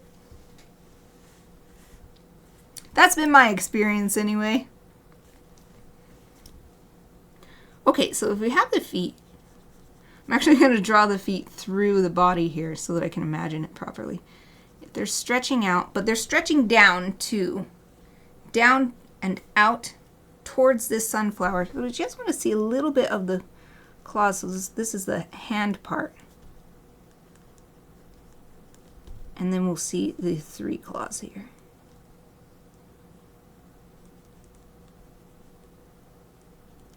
I say claws. They have fingers with the claws on them.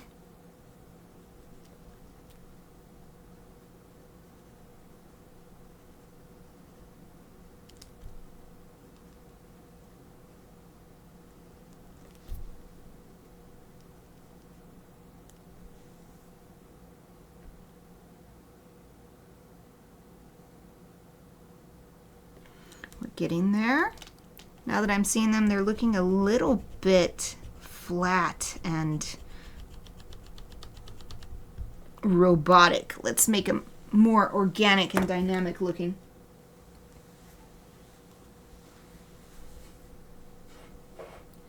Yeah, you got this. I'll be cheering you on. If, like, legit, if you ever want to post in the Discord, get a little cheer from me, I'll be there for you.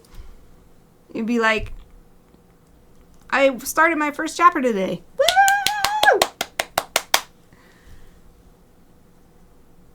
I think it's great. I think everybody, if they have feelings like that, they should act on them. They want to create a world to share with other people. Yes, do it. Do it. Because if people didn't do that, I wouldn't be a Star Wars fan. I wouldn't have Star Wars. I wouldn't have Harry Potter. I hope that my stories will reach people in the same way as those stories reached me. And inspiring me to create my own. I hope I can inspire other people with my stories and they'll be like, oh, I've never seen anything like this. And then they think of their own thing that nobody has ever seen before.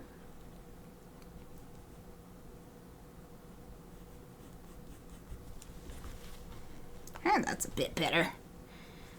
Spread out the fingers a little bit. I wonder how, actually, I'm doing this with my hand. Look at how my pinky, if I'm going like this, pinky goes down. Right now I have these being the exact same length. I'm gonna redraw them again. Oh!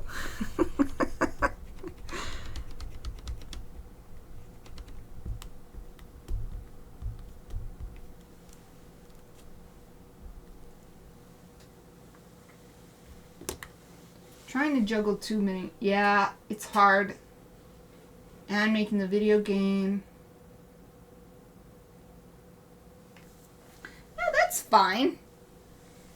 I mean, it was kind of joking, but I think that it really is fine to finish. Actually, it's probably good practice to finish something that you already started instead of just starting on yet another thing, because then you might actually end up reinforcing a unproductive mindset of just always starting a new thing but never finishing.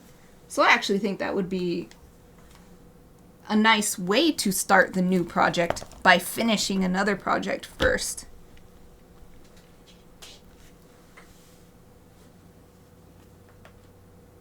Yeah.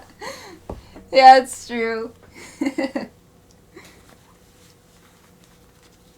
George R. R. Martin and George Lucas. Old George and young George. I'm trying to see what it look like if the... I say I'm trying to see it. I'm trying to see it in my mind's eye. Okay, I think I did it. Because... Okay, this is what I'm trying to do. I keep drawing it flat on like this. But if it's reaching out, trying to stretch and grab and reaching... When I stretch and grab my hand like this, like I'm trying my hardest, my fingers curve under and to the side. Like you can see the top of this one. You can see the side of this one. So I'm trying to get that here too to show that this Gryphon is coming in and it's got to grab this or it will tumble to the ground.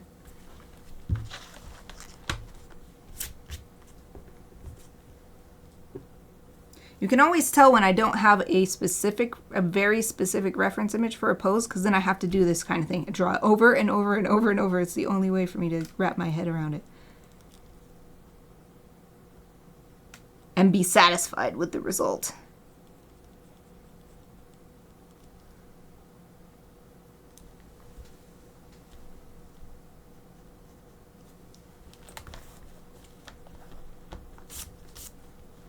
All right, we're just gonna call that good. That's definitely the best iteration so far. Maybe it would look different if I had reference. I don't, so let's just let it be. Okay, we're gonna go back to this one. I just remembered that, like, oh yeah, because I was thinking of drawing this one's feet grabbing here and here, especially since this one is almost hanging upside down.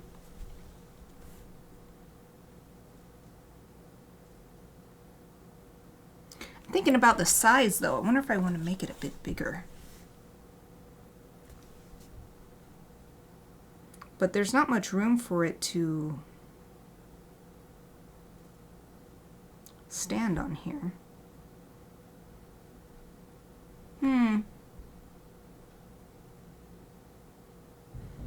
Maybe it can actually be landing on these. I wrote what they're called. They're called ray flowers, and I was calling them rays because it's easier than saying ray flower all the time. The rays of the sunflower. Perhaps this one, in order to make it bigger, but also make it believable that it would be able to stand on this sunflower head, have it actually standing on the edge here, crushing the rays, and then that way it can be even bigger, taking up more space in the middle.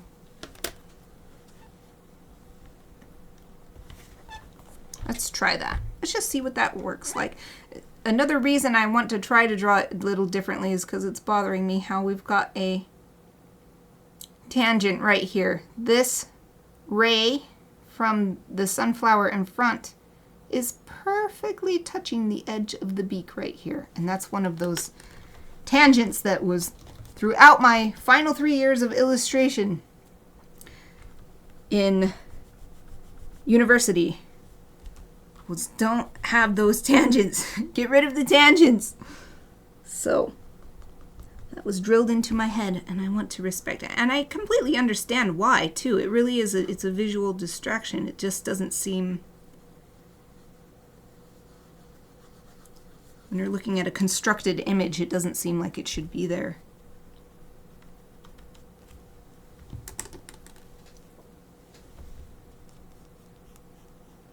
To redraw these rays because I erased them. Okay. Is this actually pointing at what I'm drawing? Yes, it is. Okay, good. Oh, goodness. Well, perfect timing because it's time for my second break. Yay! All right. Time. Yes, see you in a bit, Exy. Yay! Time to turn on my Be Right Back screen and mute my mic. I'll be back in 5 minutes.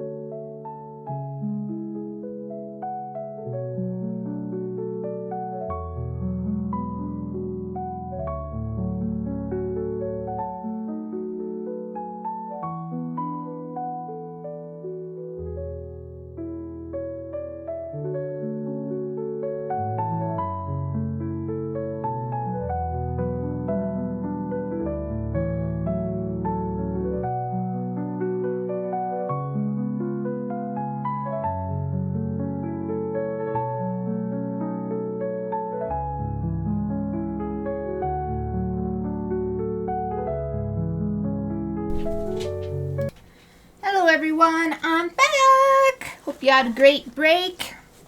I ate a delicious little nectarine. Yummy. It was actually still it was a tiny bit sour still, but it was smelling so good. I really wanted to try it. I gotta be patient. There's a few more left. Let them they start smelling so good, but they're still a little bit tart. If you can wait, they get all super sweet and amazing. Okay, now for real, let's draw this one. We want to make it bigger, and we're going to have the back end sitting on the top of this sunflower. So these rays are going to be smushed. In fact, I think these ones won't even be visible anymore because they're going to be smushed down by the Gryphon's body. Yeah, so we'll get those ones off there.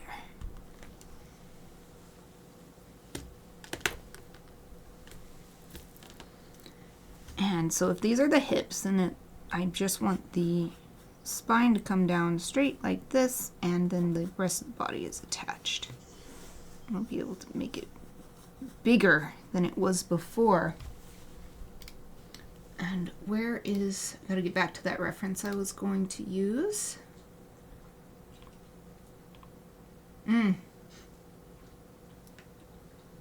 I had my hand by my nose, and my hand smells like the nectarine. It smells really good.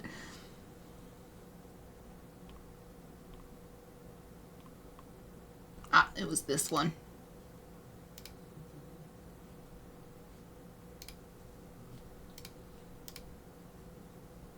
There we go. Oh, it smells good. My hand smells good. Okay, so this is the main trunk of the body. The head is only slightly smaller when the wings are tucked in.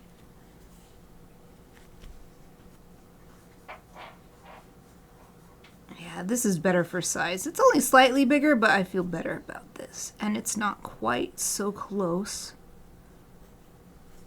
to this ray right here.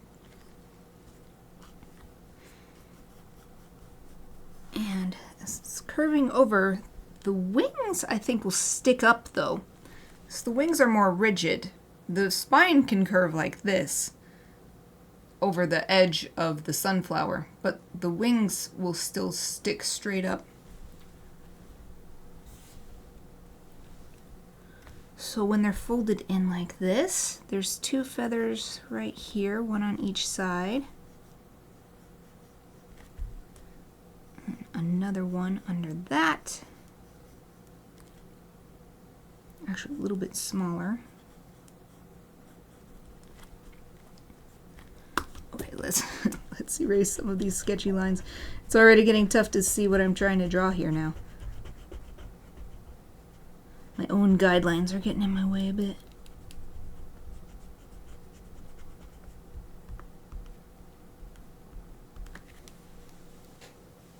Oh, hello, hello! Welcome back, Exie! Hope you had a good break.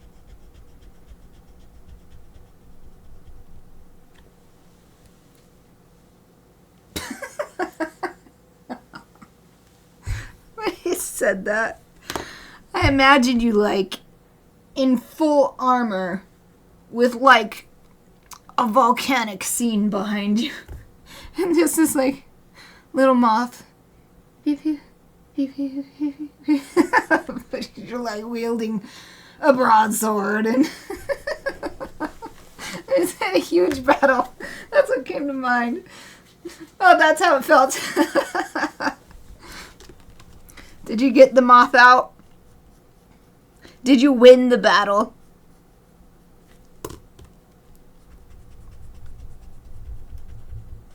I used to hate moths. I would scream if they flew at me. They'd always try to fly in my ears, and then I would just like run away screaming bloody murder. And it's funny, these days I'm like, oh, look, a moth! Look how cute it is! And I go over to it and look at it and look very closely at its patterns and stuff. Oh, you won! Congratulations! That's a scene that goes in your book. Fighting the great moth. It's like Shelob, but it's a moth.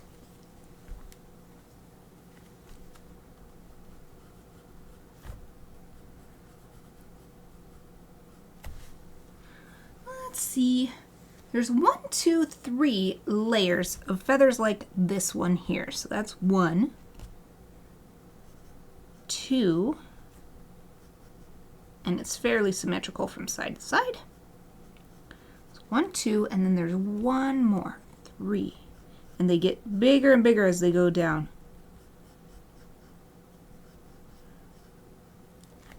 This is why it's so nice to have a reference, even if it's not exactly the right angle. Bird wings are incredible, the complexity of them. It is possible to just sort of draw a generic wing that looks like a, it looks like a wing. That's good enough. But for what I'm doing with this series, I want them to look naturalistic, so it's really important to me to get these details. Here's another one I'm seeing, another feather. And then we've got these very important bars on the wing of lighter feathers that are key for differentiating them from their close cousins, the indigo bunting. That's what we read on. Was it Wikipedia or it was another, can't remember. One of the research sites I looked at the beginning of this stream.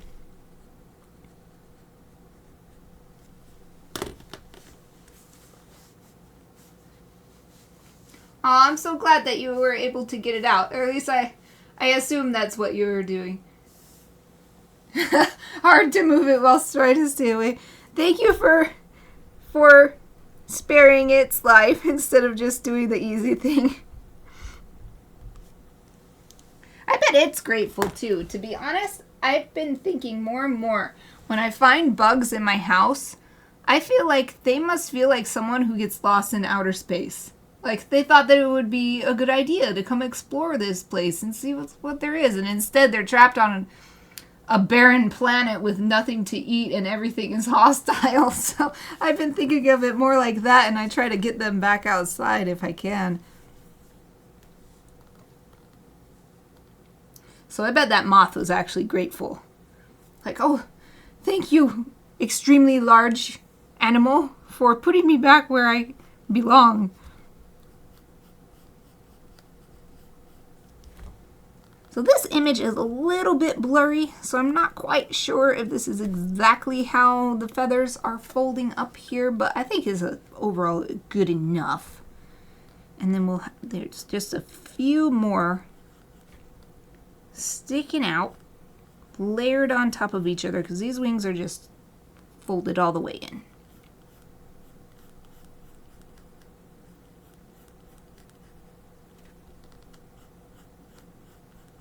Hopefully I remember when I'm tracing this which lines are the lines I meant to keep and which are just kind of sketchy lines. It's a little bit tough to see.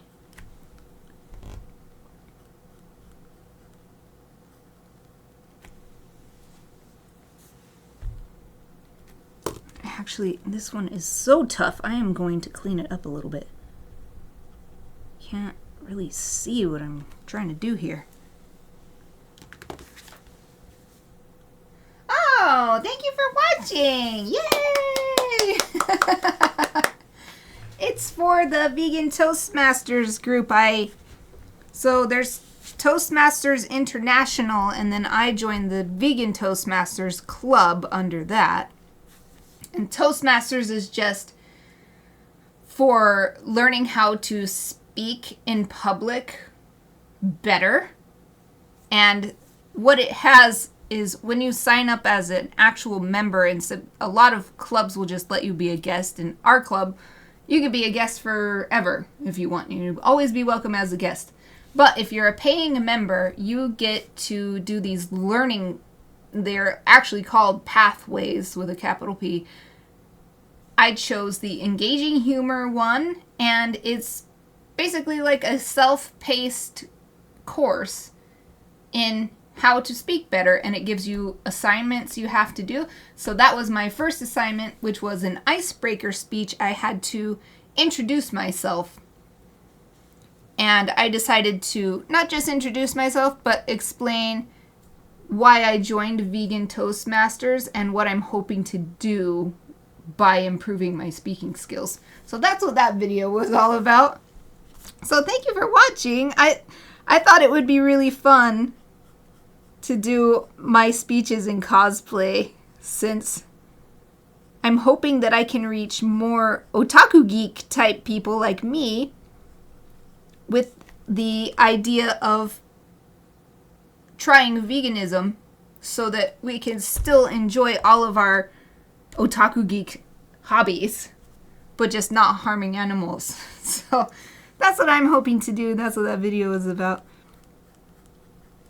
I already know what cosplay I'm going to do for my next speech that I started working on. I have my red blood cell cosplay from Cells at Work, and it fits perfectly with my speech topic because it's basically about how veganism leads to improved mental and physical health, like across the board. So, health, and then the red blood cell. So, I'm going to be the red blood cell telling you how that you can be even healthier. So that'll be fun. I'll get a background that looks like being inside of an artery or something. Oh, yay! I'm glad you think so. Thank you. Thank you for the kind comments. I hope to improve my green screen effect too. I just have like a big green screen cloth, and it's thumbtacked into my ceiling right now. And I've got a long wooden dowel, and it's rolled up. So hopefully I can figure out the lighting. So the green screen works, but I'm not like disappearing into it. I was having a little trouble with that. But I figured it's just the first speech I ever did. It doesn't have to be perfect, and I'm doing everything by myself, so it doesn't have to be like a Hollywood caliber production. It can be good enough. And that's what I focus on. Let's just make it good enough. So thank you so much. Thank you for watching. I realized that not only can I give a speech and maybe change some hearts, but at the very least I could give a moment of entertainment to anybody who's watching. That feeling legitimately made me happy when I gave the speech separately to my club, and when I stood up to give it in my Gryffindor robes, I had this huge smile pop onto my face that I did not expect, and it was because I just felt like I was cosplaying, like going on stage at an anime convention like I used to do in the past. So it's just pleasant for me to do. So that was an unexpected perk. Okay. I think I finally got the wings done. And the lines are clear enough, I think, that I won't get confused when I finally go to transfer them to the bigger sheet of paper later. So now, what the bird has is its bird tail sticking out, but this is not a bird, it's a griffin. So at last we can draw a little bit of indication of the water vole. The water vole has it's kind of rat-like fur, so it's just going to be fur texture. It's actually not going to be very much indication of it. But if someone looks here, they'll be like, wait, what is this? So I finally feel like I can turn this back over. Shoop. I'm going to try this angle. This little camera always casting a shadow. It's not its fault. It's not your fault. It's okay. It's just tough. I wanted to be able to look close, but it doesn't have a zoom. This one has zoom, but it's just digital zoom. It's not optical zoom, so I don't like to use it that much. Okay, so I've got the furry part of the water vole showing through, and we could have the tail. So if the back is like this, maybe the tail's hanging down around like this, peeking through these sunflower rays a little bit. We'll put a little bit of that hairy rodent tail texture. Who knows if this will actually come through as what it's meant to be, but although I think that's a bit too long, having it go down this far. So we'll just have it go down to here.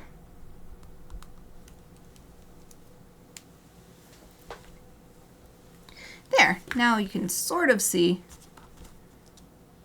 that it's curving over the top and the tail is hanging down back behind.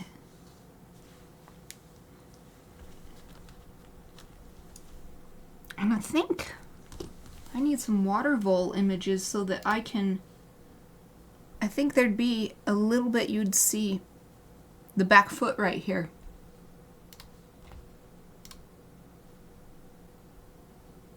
So I'm going to search again, which means I need my keyboard. Boop.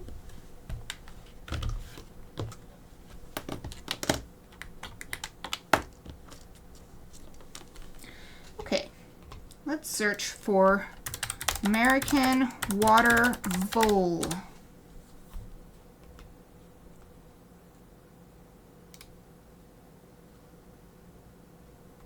Oh, it's so sad.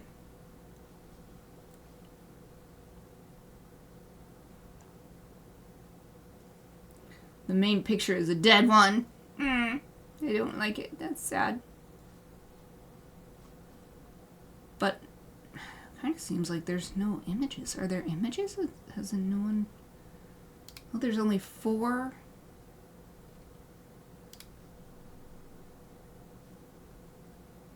Oh, so sad. That's a dead one.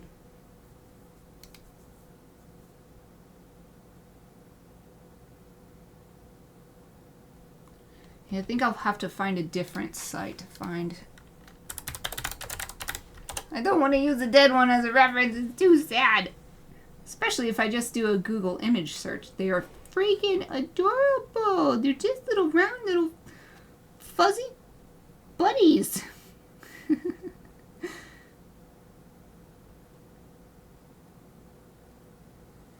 Yeah, I don't think I need too many.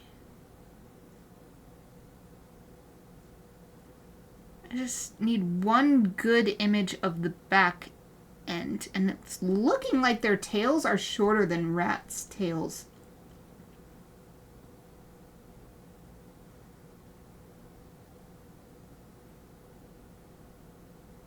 Maybe.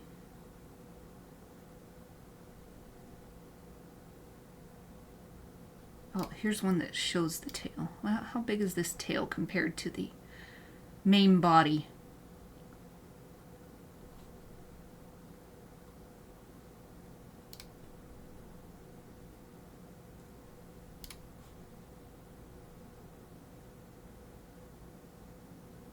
Yeah, it does seem a bit shorter. Is this too long of a tail then?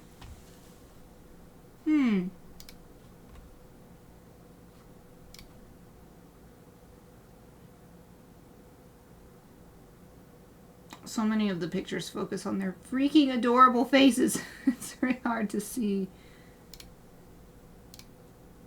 Here's one swimming, so it might show... Oh, but the tail's cut off. I mean, the tail is cut off by the edge of the photo. It's not like literally... Oh, here's a great example. So it looks like this one.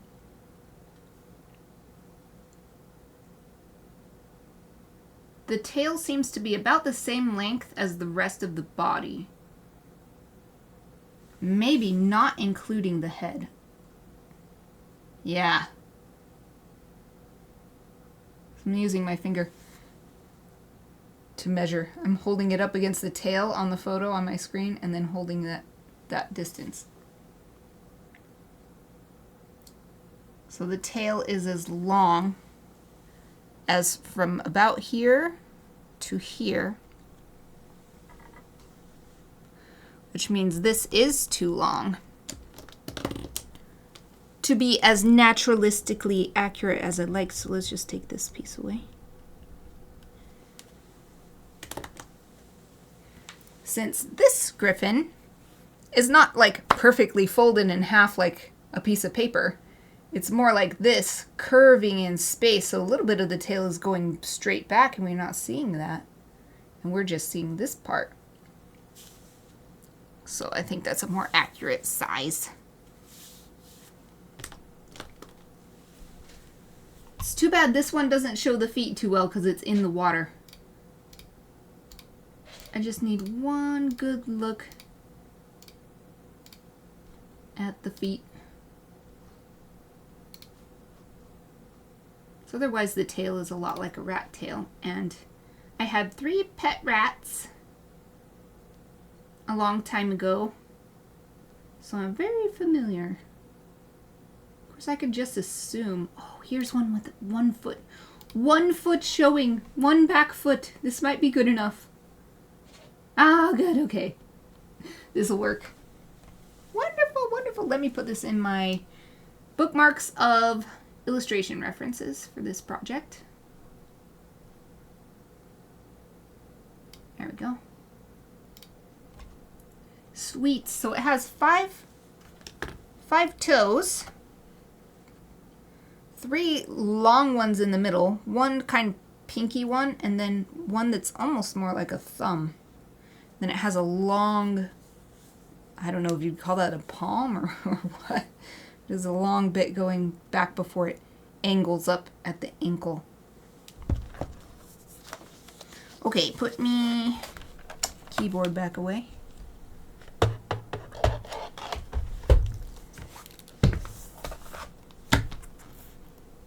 This is taking a lot of research, as most of my big projects do, but I'm really, really happy with where we're getting to after the last couple streams, meaning including this one. After this week's illustration streams, that's what I'm trying to say. Okay, so now I can draw just a little, and it's very, very much like a rat foot. So it looks pretty much the same. I just wanted to verify how many toes, because you know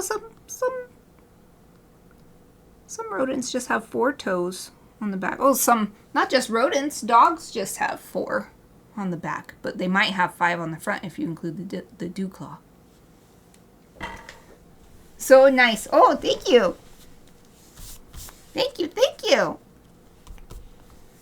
Starting to look more like a griffin now because we've got this different looking foot here. And let's put these front feet on.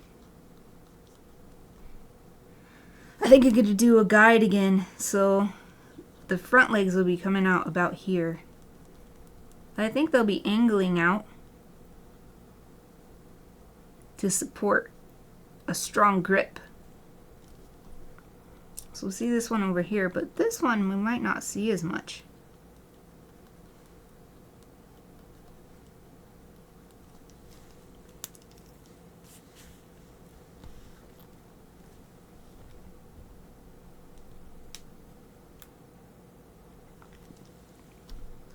And they have the three toes in the front, 1 in the back, kind of bird foot configuration. It's really nice. Their feet look, the lazuli bunting's feet look like typical small bird feet, so there's no special thing I have to remember. It's pretty easy to draw.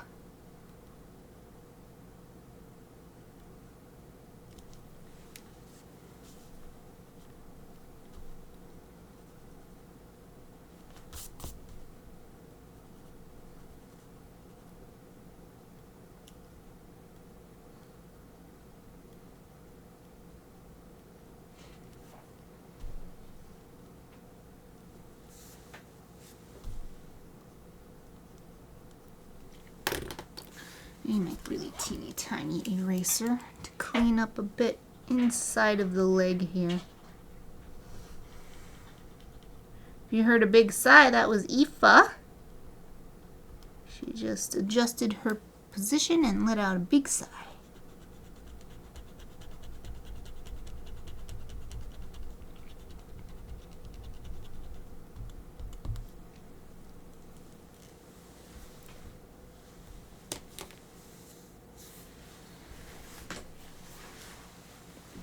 My back is starting to give me a little trouble today. But at least it waited until this last hour. Instead of yesterday, it started almost immediately. And I had taken ibuprofen by now yesterday because it was bothering me that much.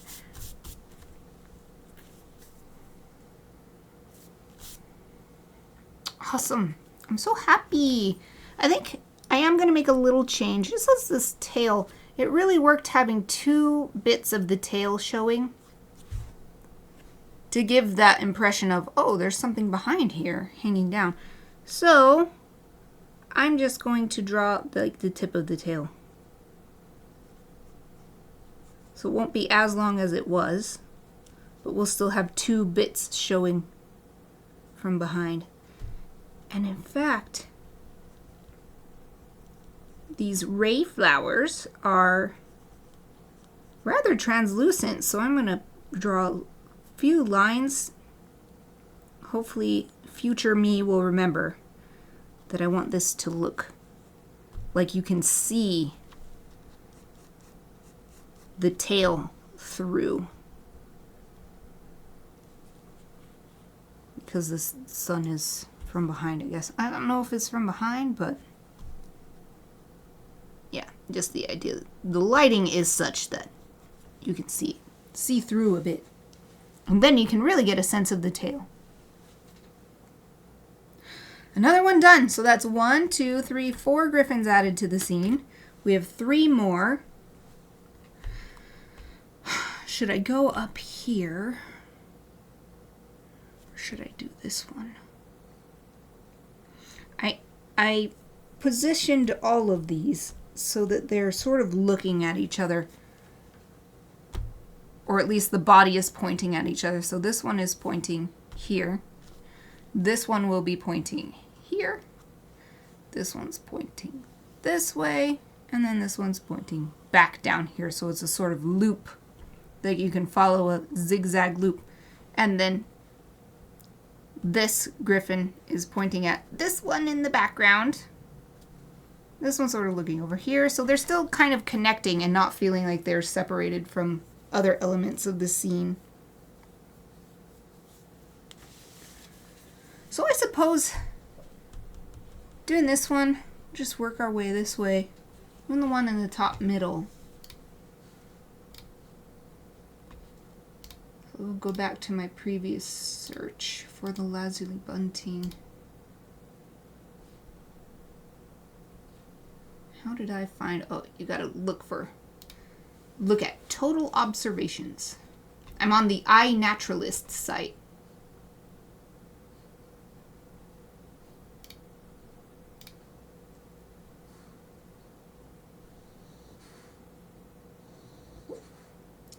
Ooh. My little chappy dog is having a dream.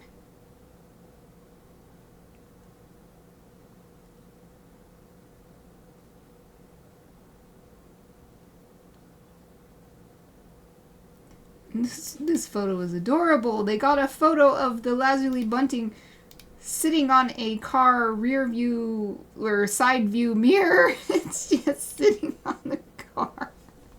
That's so cute.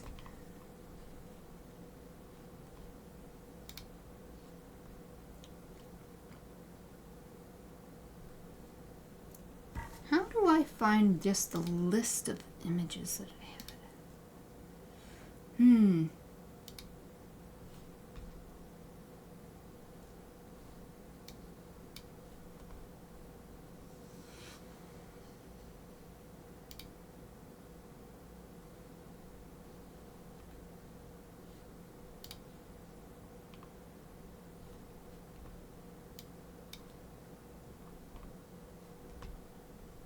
Oh, right, you have to click on this link.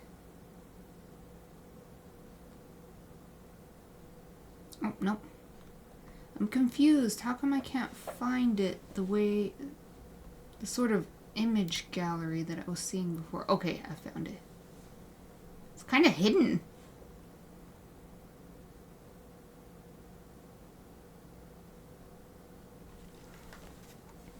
What I have this one, it's just sort of this same kind of, in my thumbnail sketch, I mean.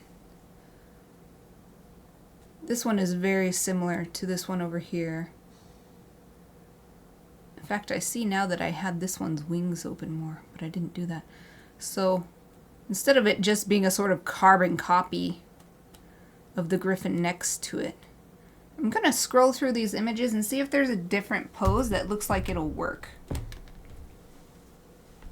But I'd like to keep a lot of variety, as if all of the characters in this scene are just flitting from sunflower to sunflower. They're not stationed there or anything. They're to go to one sunflower, look around for some good seeds, go to the next one. If the poses keep being repetitions of each other, I feel like it will look too stiff.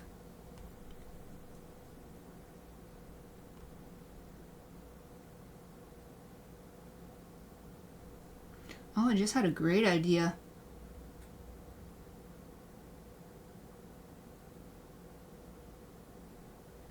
So far, it's mostly the bird part of the Gryphon showing. This one, and this one literally don't have any of the mammal part of the Gryphon showing, and then the one that does, it's really hard to tell that that's what it is. I had to go out of my way to show the tail and everything. I'm making these wings longer. I feel like they should be longer, as I'm looking at, just for the sake of my Gryphon. Let's make them longer. They're kind of like a bee.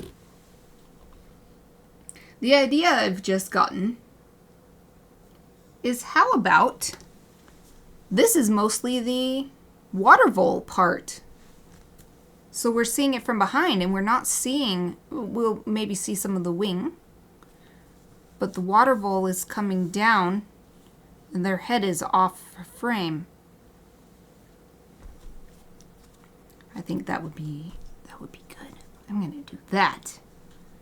So the body will still be creating a psychic line that points down toward the next character. It just won't be because of the beak. It'll be because of the tail. I'll go back to my water vole reference. They're just a big fluff ball, so it's really easy to draw.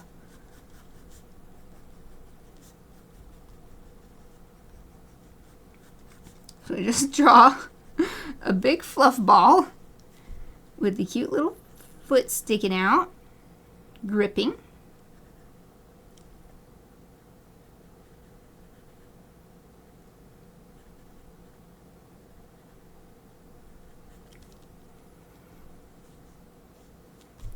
And we'll have the tail hanging down.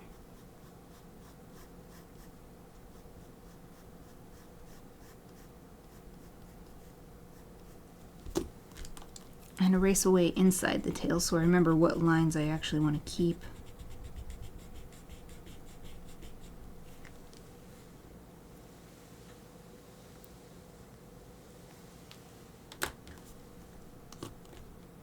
There's more I can erase now, actually. Erase some of this too.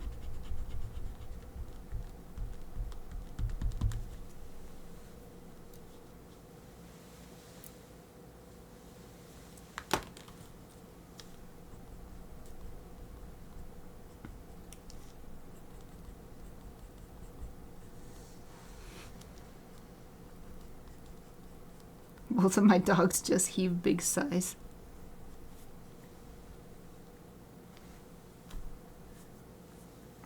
And then to show that it's a Gryphon, we'll add wings on.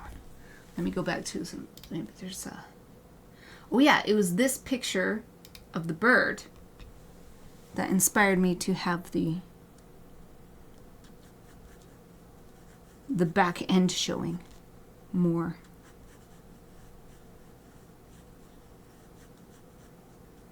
So we're just drawing all these feathers tucked in next to each other.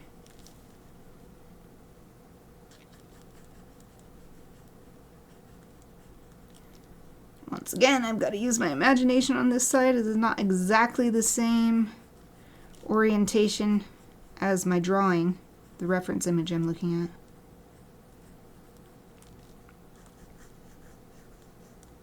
That's probably good though. Oh, it's very sketchy. It's hard to tell which line is which. Redraw right here.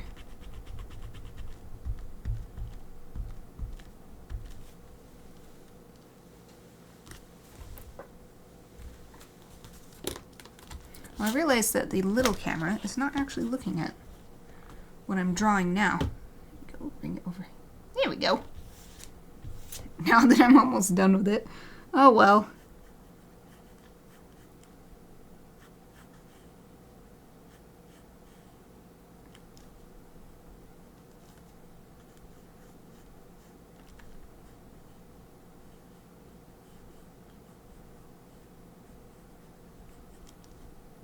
There.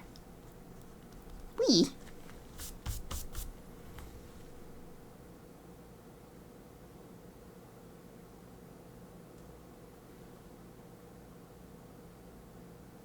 Though now that I've done that, I think these wings are too short. So make them longer. In order to support the mammal part of the body, I always have imagined that physiologically the wings would have to be longer on a griffin than they would be on a bird. So I think, well, like birds, probably all the bones are hollow in griffins, which helps keep them light, because it would be weird if they're light on the front, but the back half still has the density, the bone density of a mammal, so the back half is just like hanging down all super heavy. So I imagine all the bones through the griffin are hollow to keep them light enough, but it's still so much more body to lift. So I've always imagined that they have to have longer wings than their real-world bird counterparts would have. Which is why I'm increasing the length of these feathers.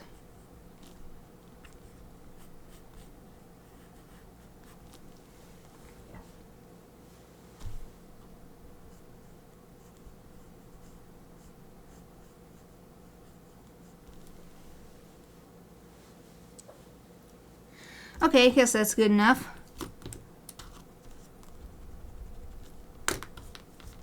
Another griffin added. Hooray! Then that sort of matches with this one. It says opposite facing.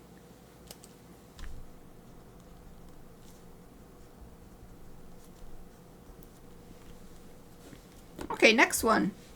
This fellow here, I drew in my thumbnail sketch coming into land, or maybe having landed and then the wings are in the process of folding in. So let's see if I can find something like that in this wonderful image gallery on iNaturalist.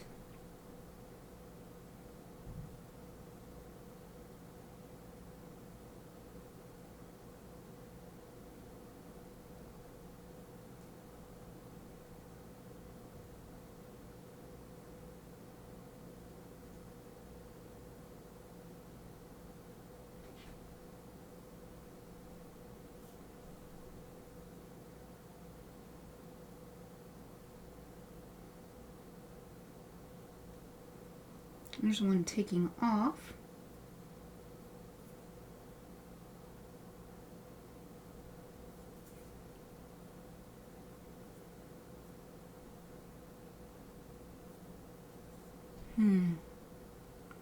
Doesn't quite work for the angle, but maybe you can just... So I've got this whole space right here to work in.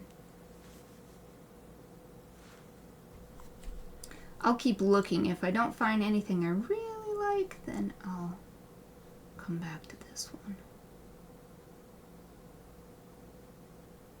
Oh, this one. This one might work. I think it might technically be the same individual that I used to reference these wings.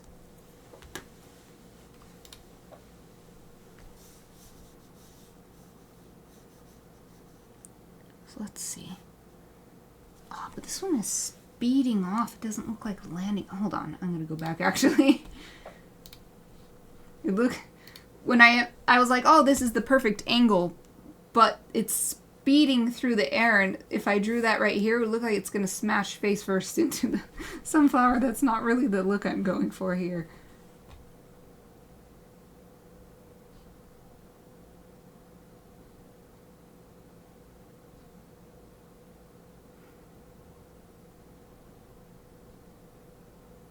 I'm still scrolling and scrolling.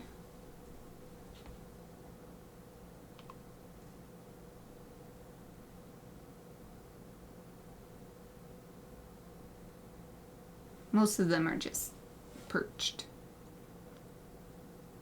Here's another.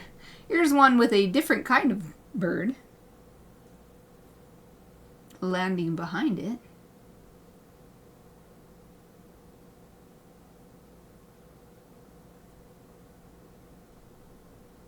Oh, this is a nice angle. It's not what I imagined for the wings, but the angle of the head is...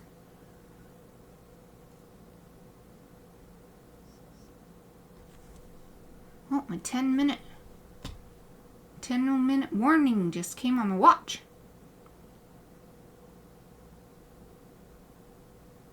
Might have to combine some poses using my imagination.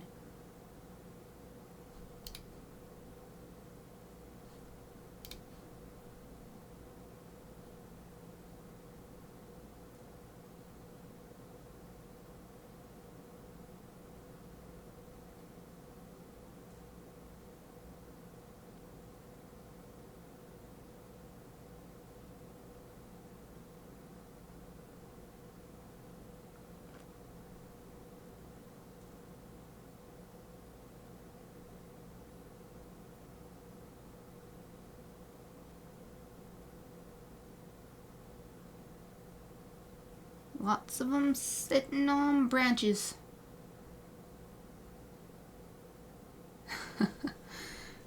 This is an interesting pose. It doesn't really work for my drawing, but it's like coming from underneath toward another one.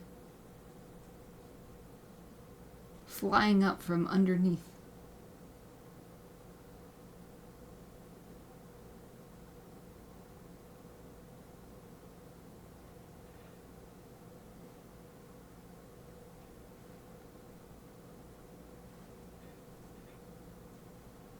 Might just have to use that zooming photo.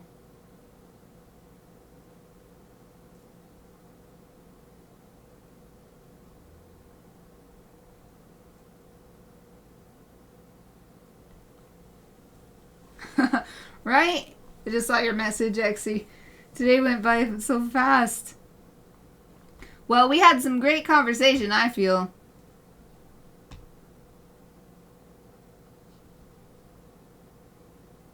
Good conversation makes the time fly.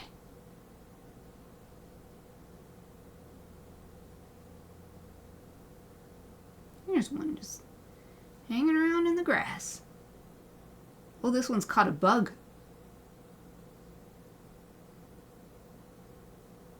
That one's taking off. I want it just barely coming into land. I'll be lucky if I find an image that's really what I'm looking for. I'm thinking I might have to use my imagination.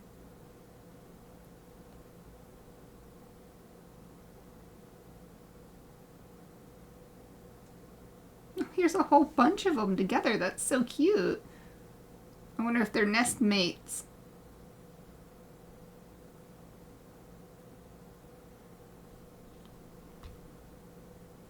Here's a very interesting. It looks like it's about to take off from a bird feeder.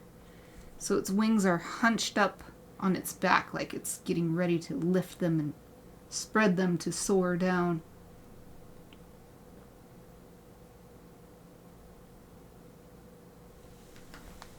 Let me just see what it looks like if I use this. So if we drop...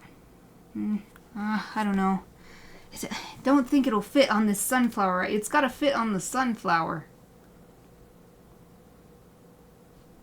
I know I'm not drawing anything. It's very boring. But I realize that's how it has to be because I just never have time to get all of this preliminary stuff done. So I gotta do it on stream or it doesn't happen.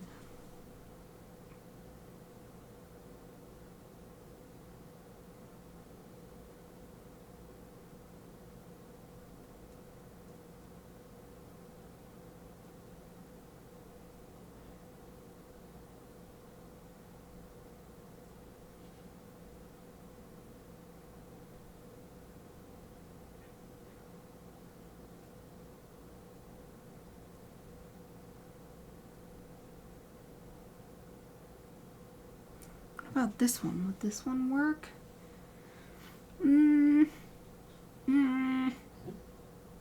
Oh, now it sounds like Eva's having a dream.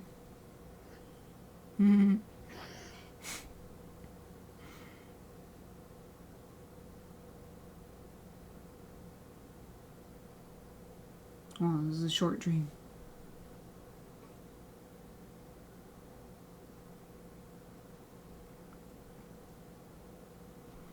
This is a nice different pose. It's chirping, and the photographer has captured it from behind. And the angle is great. I have to use my imagination once again to flip it, but I think it will work really nicely with this angle. Oh, Wolf is here. Hello. It must almost be right back until tomorrow. How are you? So glad to see you. I'm glad you were able to join us for the last few minutes. Did you have a great day? Are you relaxing now? End of the work? Oh, you're at the beach.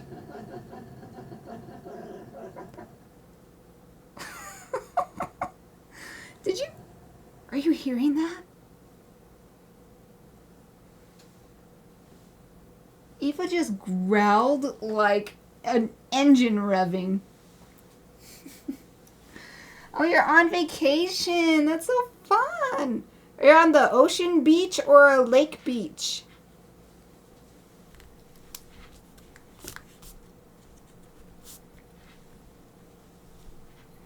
Ah, the first day of summer going to the beach. Very, very thematically appropriate.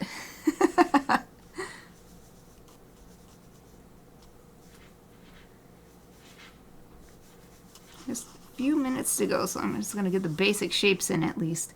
With this one calling, this bird is calling, so its head is like way back on its body, which I think is great because most of these are just this straight line. Most of the Gryphons I've drawn so far. So this will be a much different shape. More interesting. Ooh, nice. Are you enjoying it so far? Is the weather good? I remember going to Texas for summer vacation when I was a kid, and it was always so hot and I hated being outside. But when the thunderstorms came around, the summer thunderstorms in Texas, it was awesome. It was the best. There was so much lightning and thunder. That was probably our favorite thing, I think, me and my siblings, was when a big thunderstorm came in at my grandma's house. Texas isn't that close to Florida, but it's about the same latitude.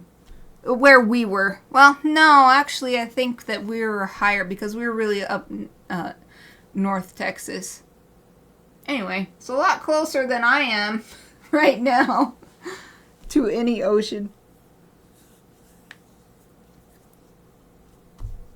Alright, and then its beak wide open with a big chirp. But I'm going to anthropomorphize it just a tiny bit. It's a little bit up angle here. Just a bit. South Padre Island. I'm not sure where that is. I guess south, probably, is southern Texas. I gotta look. South Padre Island. Oh. Oh, I see. Oh, wow. Yeah. That's really south. I think this farthest south in Texas I've been... Oh, that's pretty close, though, because I think I've been to this Port Aransas before.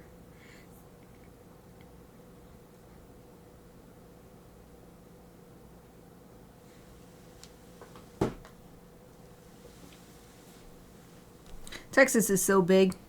You can say you're from Texas, but it's so big it may as well be multiple places, like multiple. Like it's, you can fit all of New England into Texas and have room to spare. I've always looked forward to, if ever for some reason I live in Texas, since I was born there, I could get the Texas native license plate. I've always looked forward to that since I was a kid. Even though I have no intention of going to live in Texas because I hate how hot it is. I don't want to live in those hot environments anymore. I want to live somewhere where it's cool and rainy all the time, like Portland, Oregon, Seattle, Washington. I love the Pacific Northwest. Oh, but we're at time. So we'll leave it there for today. Let's hold this up for a little close-up view showing the progress that we made this stream, which is pretty good. We had no Gryphons, and now we have almost all the Gryphons. So we added this fellow here, and this big, glamorous one right up close. These couple over in the corner, which this one gave me a really heck of a time. It took forever. I drew it like 5 or 6 times. And then we started, no wait, we got this one with just the booty showing. And then we've got this one about to sing us a song. Oh, you're welcome. Thank you for joining me. It's so nice to have people to chat with. Especially at this stage. This stage is so hard. So having a bit of distraction actually helps me keep going. Oh, you're welcome, Wolf. Thank you for joining me. And even the last few minutes, I really still appreciate it so much. Let's see who we can raid today. Well, I only have one art streamer going, and we haven't visited him in a while, so let's go to the damage. So, I'm gonna move my sketchbook and my camera so I can pull out my keyboard. Blah. I'm accidentally typing a bunch of stuff. Here, little camera can still look at this scene. Okay. New tab. Twitch. /raid the, wait, it's not, let me make sure I'm spelling this right. MIT. Okay. Okay, let's try this. There it goes. Hooray! Okay.